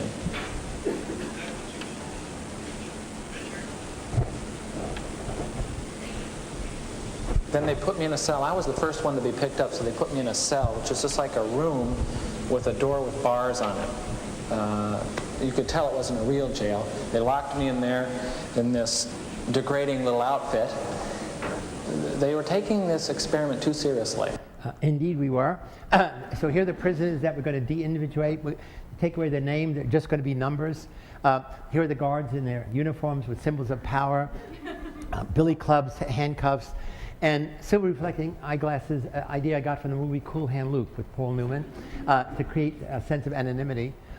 And it began like you saw, it always begins at 15 volts, it begins with push-ups, jumping jacks, little things, and then guards get bored.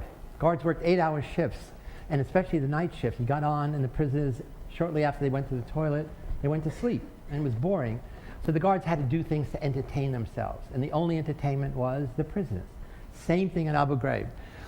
And so it always escalates to more and more humiliating, more and more degrading things. It always ends up sexual. Cleaning toilet bowls out their hands, stripping them naked, sexually taunting them. The kid you heard, the first to be arrested, was the first to break down in 36 hours. He was the ringleader of the rebellion, but the guards just hassled him intensely, and 8612 broke down. I'll tell, at the end, I got to remember the wonderful story about the consequences of his breakdown. In 1971, Phil Zimbardo conducted a revolutionary experiment here in the bowels of Stanford University in the United States. It rocked the world of psychology. A group of students were divided randomly into prisoners and guards and lived in a makeshift jail. The prisoners immediately became submissive, and the guards became cruel. Within a week, Phil Zimbardo's prison was inhumane, and the experiment had to be cut short. At one stage, prisoner 416 went on hunger strike in protest. So the guards put him in solitary confinement. Amazingly, his fellow prisoners turned on him too. They were given a chance to release him. Now what would it be? What would it be over here? 416, you're going to be in there for a while. So just get used to it. He is totally rejected, not only by the guards, but by his other group of prisoners. And it had a very powerful, profound effect on him. So after the prisoner broke down, 8612, he became a model of how you get out. So each day thereafter, another prisoner had an emotional breakdown, meaning severe stress, that we had to release to student health and then release. So I ended the study after 6 days because it was out of control. Guards began to do, obviously, sexual stuff didn't break out till Wednesday. The first obscenities, we were surprised.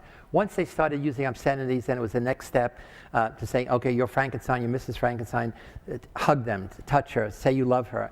And then after that, it got worse and worse. At the end, guards lined up the prisoners and said, you're female camels, you're male camels, get behind them and hump them. They thought it was funny because hump is a play on words. It's a camel's hump and it means intercourse. They were forcing them to simulate sodomy after 5 days. College students from all over the United States, knowing that the others are college students from all over the United States. So what are the real world parallels? Here's our guards bringing prisoners to parole board. We had parole board headed by an ex-convict. There were secretaries or graduate students. It was a different part of the psychology department. Legs chained together. Prisoners went in. They said, I want to be released. The guard said why they shouldn't. There was a whole big discussion. And then the parole board said, well, we'll think about it, take them back. Every prisoner stood up, put their hands out, put the handcuffs on, put the bag over, and left. At that point, they could have just walked out. All they had to say is, I quit the experiment, we would have released them. So the Stanford Prison Study is about prisons of the mind. They created the prison in their mind. It was not the physical thing in the basement. Here's the same bags. Guards have bigger guns. We didn't have any guns. Here's guards in Guantanamo Bay. Instead of the saving paper, they use sandbags. The forced fellatio in Abu Ghraib is matched by British soldiers at Basra, and our soldiers, our guards simulated sodomy. So it's not an isolated incident there. I just want to mention 2 things before moving on. There were 12 investigations by generals about what happened in Abu Ghraib. One of them was by James Schlesinger, the former Secretary of Defense, and he had generals on his staff. He concludes with 2 incredible statements. The potential for abusive treatment on detainees during the global war on terrorism was entirely predictable based on a fundamental understanding of the principles of social psychology. Hello. Coupled with an awareness of numerous known environmental risk factors, read circumstances. Findings from the field of social psychology suggest that the conditions of war, the dynamics of detainee operation, carry inherent risks for human mistreatment. He's saying the very nature of war and the nature of how you deal with prisoners build in the possibility of mistreatment, and therefore must be approached with great caution, careful planning and training, and there was none. And he goes on to say, psychologists have attempted to understand how and why individuals and groups who usually act humanely can sometimes act otherwise in certain circumstances. That's a Lucifer effect, and that's the New Yorker cartoon, almost word for word. Then he goes on to say, the landmark Stanford study provides a cautionary tale for all military detention operations. It should have been so.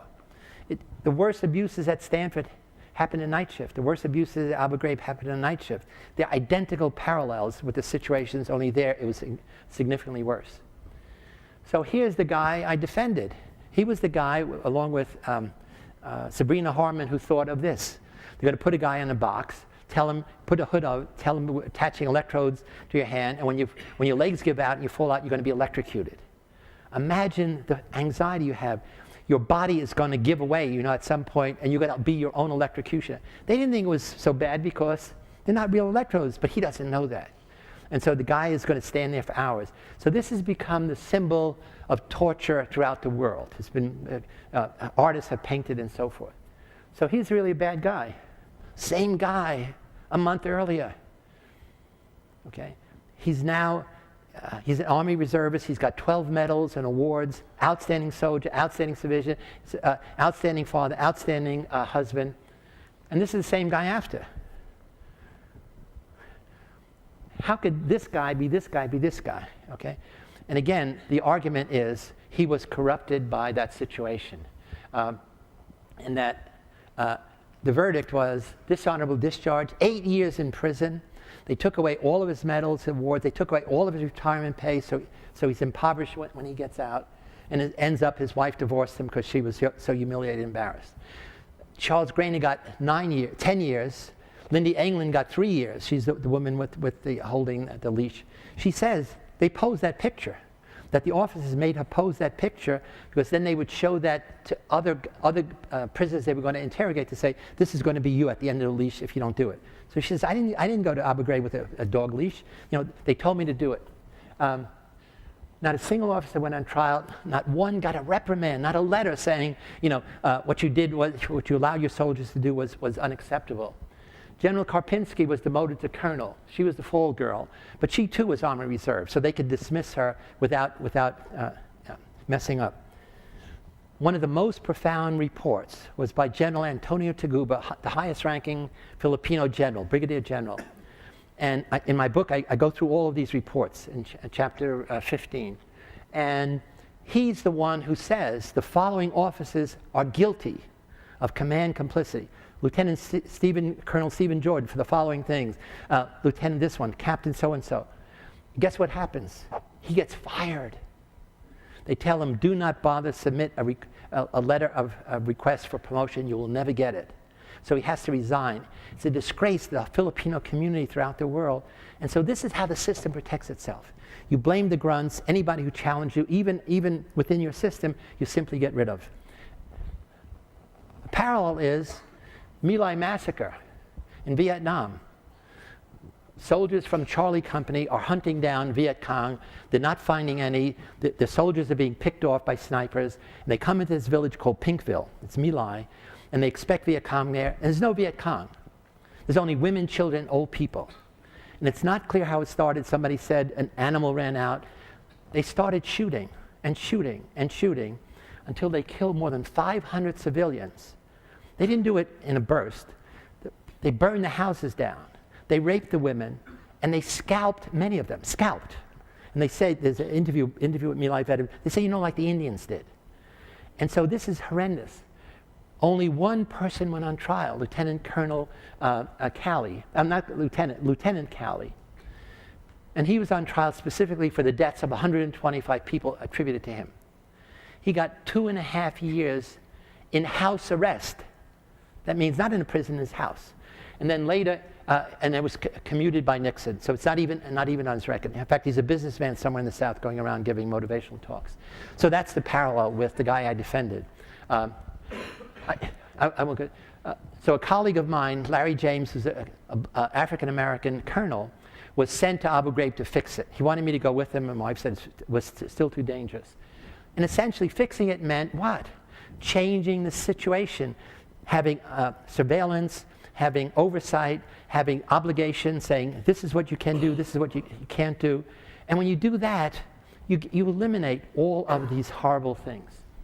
We have another wonderful website, Prison EXP, short for experiment.org, which has everything about the prison study, slides, video clips, everything I've written, everything about corrections, and we hope you'll visit. In fact, we have it in 7 different languages now: Farsi, Portuguese, Italian, Polish, German, and Spanish. And it's been up for 10 years, and we've had almost a million site visitors so far.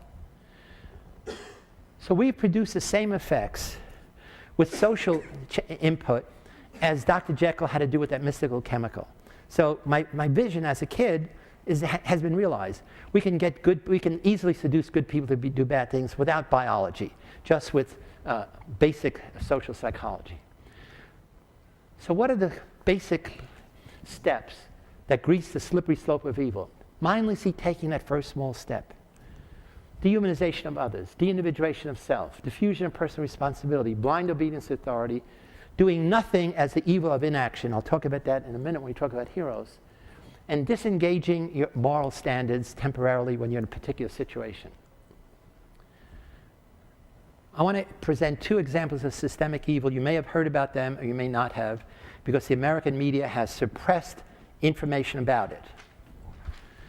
In 2009, in May, a report was released from Dublin by Associated Press that was fiercely delayed into Ireland's Roman Catholic institutions, where they put poor children, boys and girls. The report says for decades, these kids have been physically abused, sexually abused, raped repeatedly, and many people knew about it and did nothing. Another report that just came out said for 30 years there have been 320 allegations of pedophilia against 183 priests in the United States. 0 prosecutions. the church pays off the victims. The church pays off the media not to publicize this. And so here's our authorities, people we care about, people we trust, to take care of our children, and instead they are the worst abusers. There's a book called Unmasking Administrative Evil, which again I recommend to you, that says, here's how systems promote evil on a big scale. We focus on the culprits, on individual criminals, the rapists and so forth, but it's systems that create the big dangers to the world. Okay, I'm going to skip this. Dostoevsky says, nothing is easier than to denounce the evildoer, nothing more difficult than understanding him. Understanding is not excusiology. By understanding, we try to understand the mechanisms by which something works so we can change it, never to excuse it. In Chip Frederick's case, I said, he's guilty. They're all guilty. They all have to be punished. But given the power of the situation that corrupted him and all of them, everybody in the night shift did bad things, his sentence should have been mitigated. He should not have gotten 8 years. He should have gotten a couple years at the most. But the military court had to put these people up for public display, to say, look, we're going to treat these guys in a tough way. So what we need is shift away from the medical model that we've all been following, especially in psychology. Medical model is you wait for somebody to get sick and you treat him or her. You wait till they get mentally ill, you wait this. But when suddenly a lot of people have the same symptoms of flu, we stop treating each one. We say, hey, hello, there's epidemic. We have to prevent the spread. We have to understand what is the vector of disease. Bullying is a disease. Corruption is a disease. Prejudice is a disease.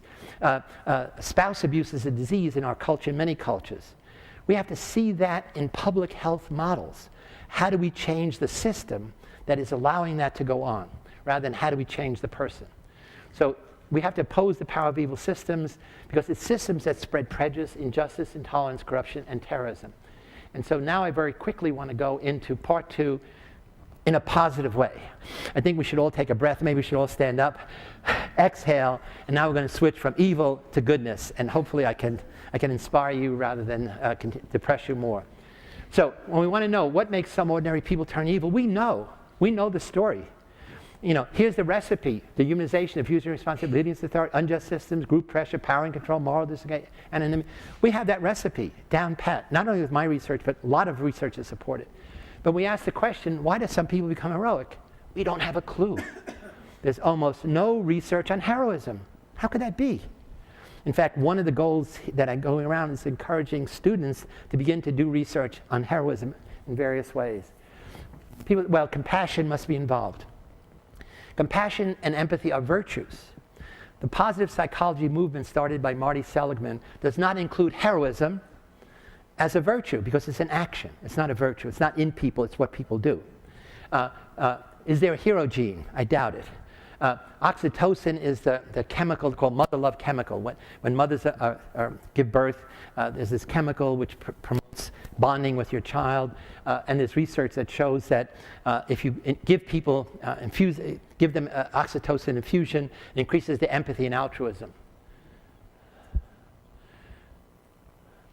But I mentioned before that it's the very same situation that inflames the hostile imagination of some people, like war, like corruption, like bullying, instills the heroic imagination in other people. We don't know why, but it's the same situation that provides opportunity to be a hero, that provides opportunity for others to do bad things.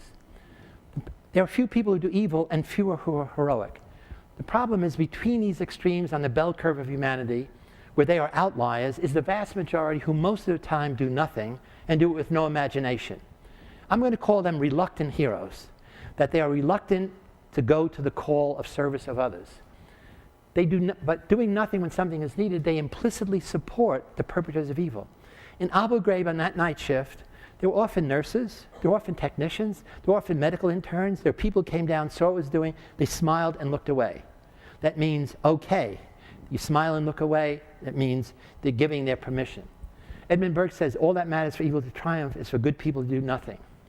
So here's that bell curve of humanity. Heroes and villains are outliers. And here are the reluctant heroes in the middle. So our problem is, how do we get the general population to be heroes? Step one, we have to build safeguards against being seduced into evil. And so we're doing that in the research I'm doing in chapter 10 and on the Lucifer effect. We say, here's how to protect yourself against these powerful forces that will seduce you on their side. And then the second thing is, here's what we're going to do to help you become heroic. Heroes transform the me into the we. A critical part of being a hero is not just the action, it's a focus on the other. So everything we're doing now says we're going to promote a social awareness, a situational savvy of making other people critically important to you. So which leader would you follow? Here's Gandhi, here's Hitler, two extremes of good and evil. Look at all their followers. Could it depend on the circumstances? You'd rather not believe that, but if you would take one of these people and put him here, one of these people here, would they be doing the same thing? There are many ways for ordinary people to become heroes. And so what I'm trying to do is change the conception of heroism. I want to give you just a few examples as models. We all know this picture of the tank man. This was a student in Tiananmen Square where students were protesting against the Chinese government. All they wanted was freedom. Those tanks like this had crushed students in a different part of Tiananmen Square. And this kid runs out in front of the tanks and he says, please, do not kill us. We're students like you. We love China. All we want to do is we want our freedom. And the other hero was the tank commander who turned around and went away. Unfortunately, this guy has disappeared. We have no idea what happened to him. But that's physical courage hero. In New York City, after 9/11, firefighters did the same thing, sacrificed themselves day after day after day for months. I think something like 327 died. And when I was president of APA, I honored the New York firefighters working with many at Brooklyn Heights Fire Department. They were the first ones on the scene, on the pile. 7 of their firemen died. I think the engine was one of the ones that got crushed. So Richie Murray was one of these guys. And he said, we're big heroes now. Next year, nobody will know our names. Okay. So that these heroes come and go. The guy who stopped Abu Ghraib was this guy, the most ordinary person in the universe. Private Joe Darby. He was a private in the Army Reserve, not even a specialist, not even a ranking. His buddy Grainer showed him the CD with those horrible pictures you saw, plus hundreds of others. And he said, this is horrendous. We're supposed to be bringing dignity and freedom to these people. We're bringing humiliation. He takes the CD and he puts it in the box of a senior investigating officer that says, sir, you should examine this. Then he goes back to his battalion and says, you know what? The guy's going to throw it away. He goes back the next day, takes it out, and brings it and hands it to him. Says, sir, I was the one who put this in your box. You have to really investigate. And so he knowing his buddies are going to get in trouble, right? And so he not only was not a hero, people in his hometown wanted to kill him because the newspaper said, Darby the snitch. He humiliated the Bush administration and the military. And then they had to put his wife and his mother in hiding for 3 years because people wanted to kill them. Only recently he was released from protective custody, and he was honored at the Kennedy Center by Carolyn Kennedy, got a Hero Award. Lin Hao is a wonderful model for all of us. He's a 9-year-old kid. He was in an earthquake in Sichuan province in 2008. The ceiling of his classroom fell down and crushed almost all the kids. He runs out, and as he's running away, he sees 2 kids struggling to get out. He runs back and helps them, and the 3 of them survive. And people said, why did you do that? He said, why? I was the hall monitor. It was my job to look after my classmates. That's the heroic imagination in action. That's a heroic imagination in action. On my way here, on the plane with me, was Captain Sullenberger. He was the captain of the plane that landed in the Hudson River. And you remember, he was the one who organized everybody to get off calmly, efficiently, quickly, made his staff, lead the way. He said it wasn't heroic. He was just doing his job. And when I saw him, I told him of this story. I said, there are parallels between what you did and what this kid did, is that your training was that if an event occurs, and it's rare that it's going to happen, you are psychologically prepared to do your job, to do your duty. We all know Rosa Parks' name, civil rights hero in the South who challenged bus segregation. I just discovered recently, at 9 months before Rosa Parks, this little girl, 15-year-old student, Claudette Colvin, refused to yield her seat to a white woman. They jailed her. She's yelling, it's my constitutional right. Was she a hero? Not at all. She was shunned by her classmates, and black civil rights leaders in the South refused to acknowledge her because they thought she was too emotional. And so they waited for Rosa Parks. There's a new book about her, Twice Toward Justice, reveals her heroism.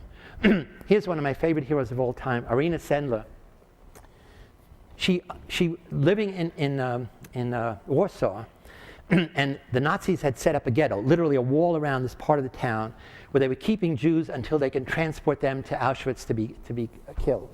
And there were, I don't know how many, 10,000, 20,000 people there. They don't have enough food, typhoid fever breaks out. She arranges with a friend who's a nurse to get her pass, goes in and persuades Jewish parents to give her their children, one at a time, to smuggle them out, which is really a difficult thing to do because people don't want to give up the kids, especially to a Catholic person. And she promises to reunite them if they're all living after the war. Her success was she organized 20 people, because she had to move the kids from place to place, from family to family, and put each kid's name and background and information in a jar buried in her yard. Somebody spied on her, she was captured, she was tortured, they broke her ankles, and she never testified. And after the war, so this is her at that, after the war, so the issue was she a hero? No, because the communists came in after the Nazis left, and they were equally anti-Semitic. So everybody was quiet about this, and it was only recently that Israel identified her as one of the righteous among the Jews. And there are at least 2,200 people throughout the world that have been identified as people who risked their life to save Jews. And it took 40 years later.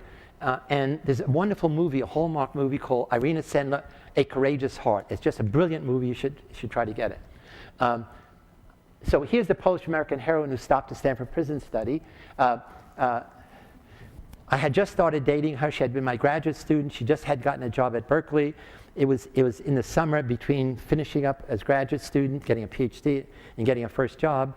And I had arranged for assistant professors and young graduate students to come down and interview everybody, guards, prisoners, and staff, in order to get a sense of how well things were going before we started the second week. So she comes down on a Thursday night, at 10 o'clock, and she sees the toilet run. Guards put bags over the prisoner's head, chained them together, cursing, pushing, yelling, and screaming. I look up, and by now I'm the prison superintendent. I'm not the researcher anymore, and I have a chart. 8 o'clock breakfast, 12 o'clock lunch, parole board hearing, and this is 10 o'clock. I put a check mark, toilet run. For me, it's a check mark. She looks at it and says, oh my God, it's terrible what you're doing to those boys. They're not prisoners, not guards, they're boys, and you're responsible. And runs out, we have this big argument, and she says, you have changed. I don't want to continue a relationship if this is the real you. I thought you were loving and caring. I don't know who this person is. And that was a double whammy, a double slap. And I said, my God, you're right. I have changed. So I was proud of the fact that I prevented the guards from using physical punishment. I never prevented them from using psychological punishment, which in the long run was clearly much worse. So I ended the study, and then, of course, what I was going to do with her. And so I married her. Actually, we got married exactly the next year in the Stanford Prison Chapel. We lived happily ever after. We have 2 wonderful kids. So the evil of inaction is that few people do evil, fewer act heroically. It's that most people do nothing. So that's our job. How do we get most people not to do nothing? Why do we do nothing? Because every mother in the world says, mind your business, don't get involved. You have to say, Mama, humanity is my business. If I don't get involved in their life, who's going to get involved if I need help? Dante says the hottest place in hell are reserved for those who in times of great moral crisis maintain their neutrality, like Switzerland, okay? We must learn that passively to accept an unjust system is to cooperate with that system and thereby to become a participant in its evil. Martin Luther King tells us that.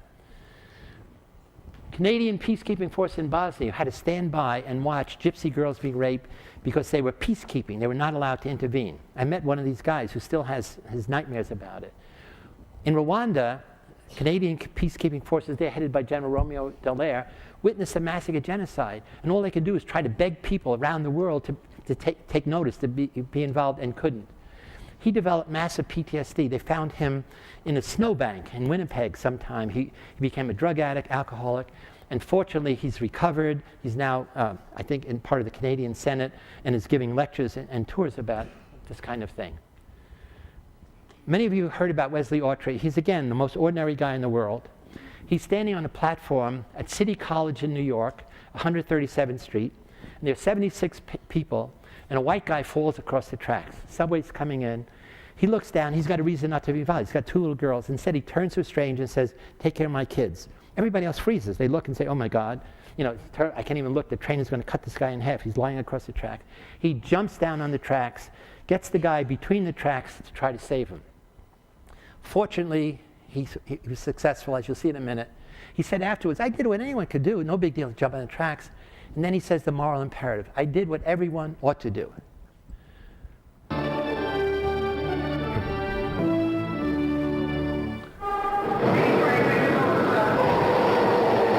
On the New York City subway, it's hard enough finding someone who will give up his seat to a stranger, let alone be willing to give up his life for one. The train was coming in like that. It happened just 50-year-old Wesley Autry, a construction worker and Navy veteran, was standing on a subway platform with his 2 little girls when right in front of them, a man started having a seizure. He kind of stumbled and over his own feet and fall backwards. I see a train coming, but the train is so close, I'm like, what do I do? Wesley jumped onto the tracks and thought if he could just lie on top of the man, keep him from flailing, maybe the train would roll right over both of them. The clearance was exactly 21 inches. Wesley and the man, 20 and a half. No way the train can stop before this gentleman could get him up off the tracks. So he covered him with his body and pushed him down to a point where the train wouldn't hit his head and held him down under the tracks while the train came and rolled right over the top of him. It gave Wesley's children the scare of their young lives. I thought he was going to get killed. And Wesley, the scare of his, too. I'm like talking to him, "Sir, you can't move. I got 2 kids up here looking for the father to come back. I don't know you, you don't know me, but listen, don't panic. You know, I'm here to save you."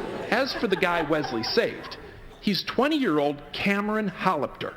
And other than a few scrapes and bruises, his father says he's doing fine. Mr. Autry's instinctive and unselfish act saved our son's life. You know, the word hero gets thrown around a lot nowadays. What a better way to start off the new year than to save a life. Hero man!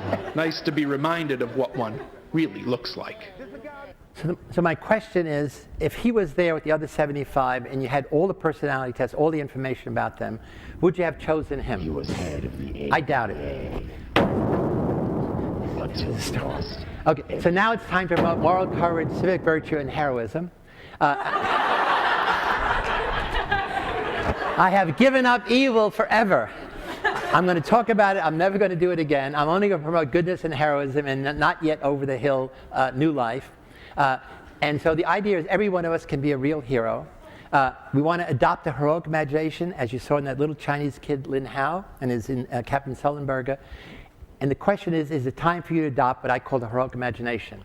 So the heroic imagination is amplifying the voice of the world's quiet heroes. We're developing new research. There's almost no research on heroism. We're doing a bunch ourselves. I'll present one study. We want to encourage students, graduate students everywhere. We're going to try to develop a heroic imagination scholar program to fund to students. And the idea, and we're developing courses. We have courses in Flint, Michigan, in 5 schools at the 5th grade. And we're going to do these in San Francisco. We're going to move from the 5th grade, hopefully up and down the curriculum, going to use the net to promote the heroic imagination. It's really empowering ordinary people of all ages and all nations to engage in extraordinary acts of heroism. Heroism is the antidote to public indifference and systemic evil. Heroism transforms compassion into heroic action. I'm going to debate with the Dalai Lama in October at Stanford, essentially saying it's wonderful to go around promoting compassion. Unless it's assertive compassion, action-oriented compassion, it doesn't do me any good. Compassion makes you feel good. It's like empathy. It's like all the people in Milgram's study who say, I'm not that kind of person. I don't really care. Stop pressing the button. In this case, take the heroic action. So we have quiet heroes, stories of Christians who helped Jews. Most research on heroism began and stopped there. It was interviews with Christians who helped Jews. And in every case, they say it was no big deal. You know why? Because you survived. All the people who helped Jews who were caught and killed, it was a big deal for their family. So the new conception of heroism is organized around 4 Ds. Democratize. Anyone can be a hero.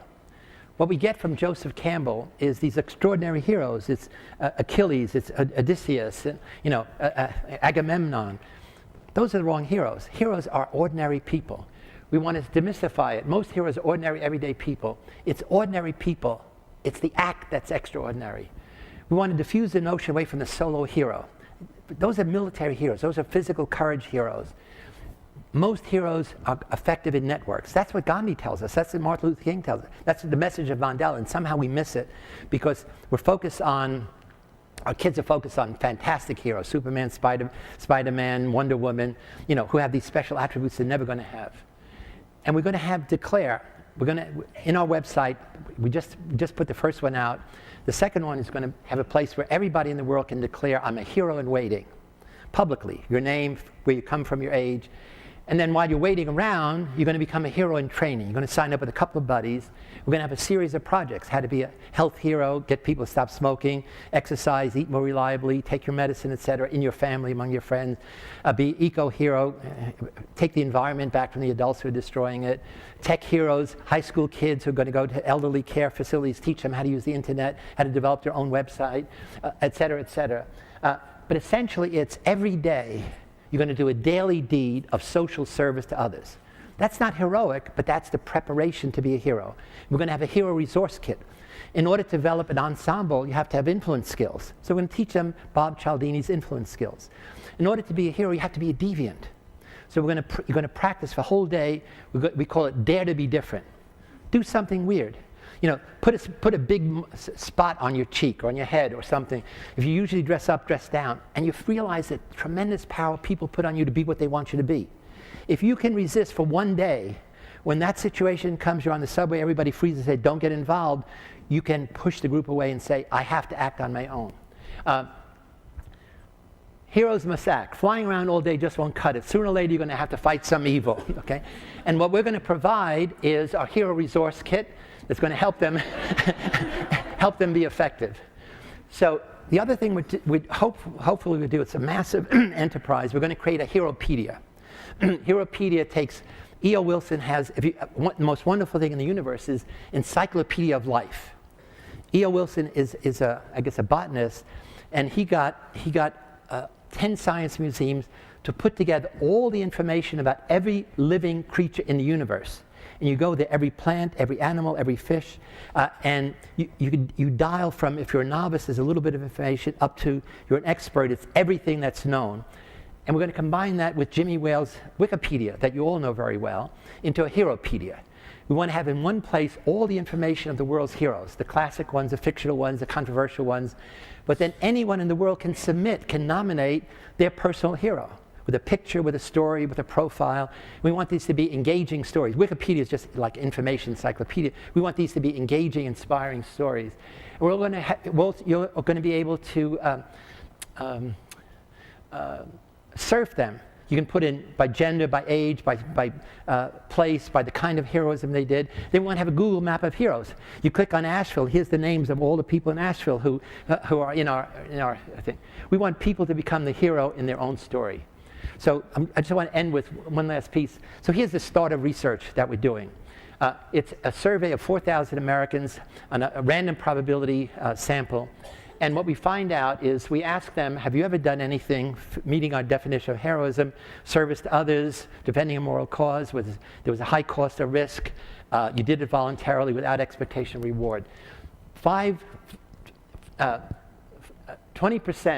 1 of 5 qualify as heroes by that definition.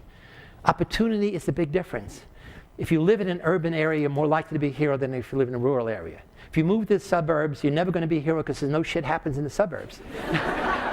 You have to have opportunity. Education matters. The more educated you are, the more likely you are to be a hero because you're more sensitive to things happening around you. Volunteering matters. We found out many of our heroes also had volunteered significantly in their lives, maybe up to 60 hours on the average. Gender matters. Males more than females because most of the things they cited were physical courage things. And many of the things women do, they do not identify as heroic, although we do.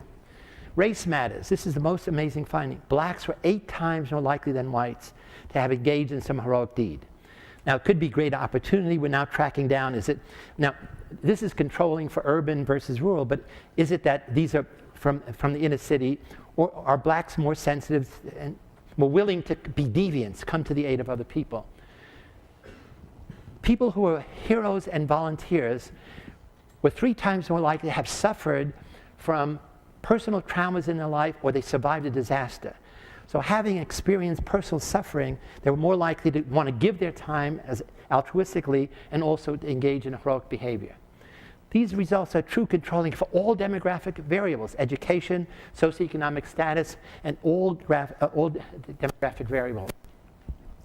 Of the sample, 72% reported helping another person in a dangerous emergency, 16% reported whistleblowing, 6% reported sacrifice to a non-relative or stranger, 15% reported defying unjust authority, and not a single one of them has been identified as a hero. Again, you need opportunity, but you also need the media. This guy, Wesley Autry, happened to be in New York. Sullenberg happened to be in the Hudson River. This big hero in the plane landed in Potomac, plane crashed in Potomac, somebody jumped in to save the woman. If it happens where there's not media around, people say, really very nice, it makes the background of the newspaper and it's gone. So we want to highlight all of those people. So what we've done is we've organized a Heroic Imagination Project. It's hip. We want to explore and encourage our inner heroes, giving voice to the nation's quiet heroes. This is our logo we've just developed. And let me go back. I forgot to. So we have a new website. It just went up yesterday, www.heroicimagination.org. And we have articles and lectures I've given. We don't have the Heropedia yet because we need a lot of money. When I go back home, we're going to do fundraise. I get the hat in the hand. And we don't have how to sign up to be a hero in waiting, but we will very shortly. I want to end with 2 pieces. The social context of heroism. Focusing on the other is the most important thing. It's a step before you take the heroic action. John Donne said, "No man is an island entire of itself. Every man and woman is a piece of the continent, a part of the main. Any man's death diminishes me because I am involved in mankind and therefore never sent to know for whom the bell tolls, it tolls for thee." That's a famous Ernest Hemingway's book, For Whom the Bell Tolls. Heroic Imagination Project is the bell for whom heroism tolls. Each person is a part of humanity. Each person's pulse is part of humanity's heartbeat. Heroes circulate the life force of goodness in our veins. What the world needs now is more heroes. It needs you. And what Yoda says, do or do not. There is no try. So we have to get a world of people focused on others and people willing to act on behalf of others. So heroes are us. My new mission in life is seeding the earth with heroes. And so we want people to join us to become hipsters. And so I want to end not in the serious vein of evil and preaching, in a humorous vein. It turns out that I have just discovered on YouTube that I'm a hero in virtual reality. There's going to be a movie about my heroic exploits, and here's a humorous preview that actually a high school student I tracked down did. And it's called Zimbardo, the Hero Movie. And then we'll end, and we'll sign books and hug and embrace.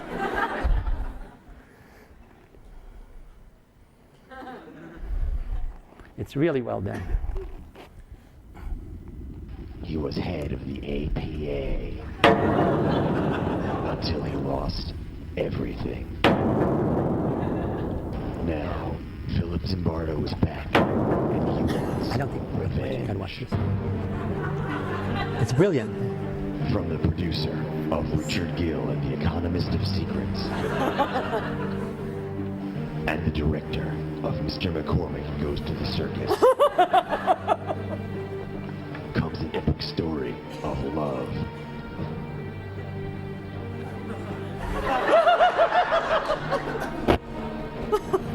Courage.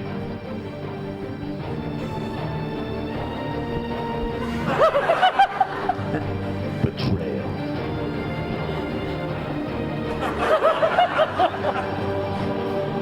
And social psychology.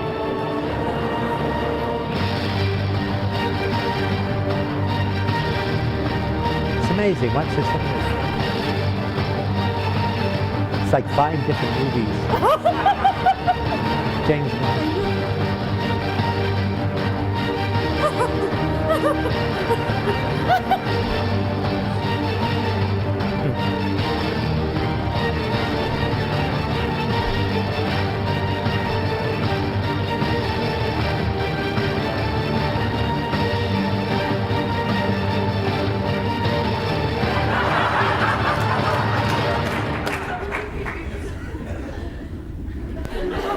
Thank you, thank you, thank you.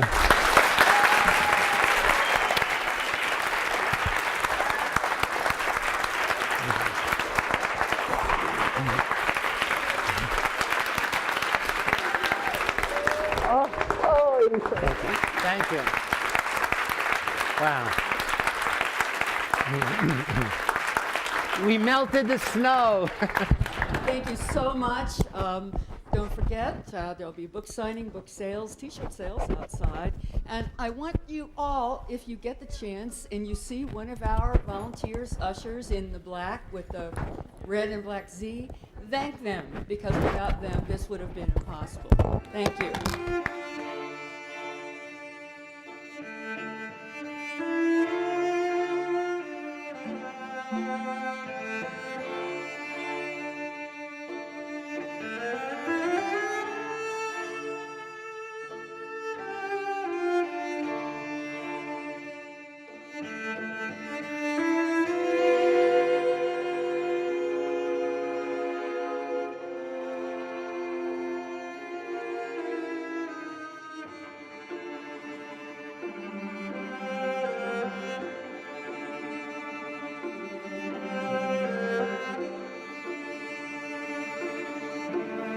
Thank you.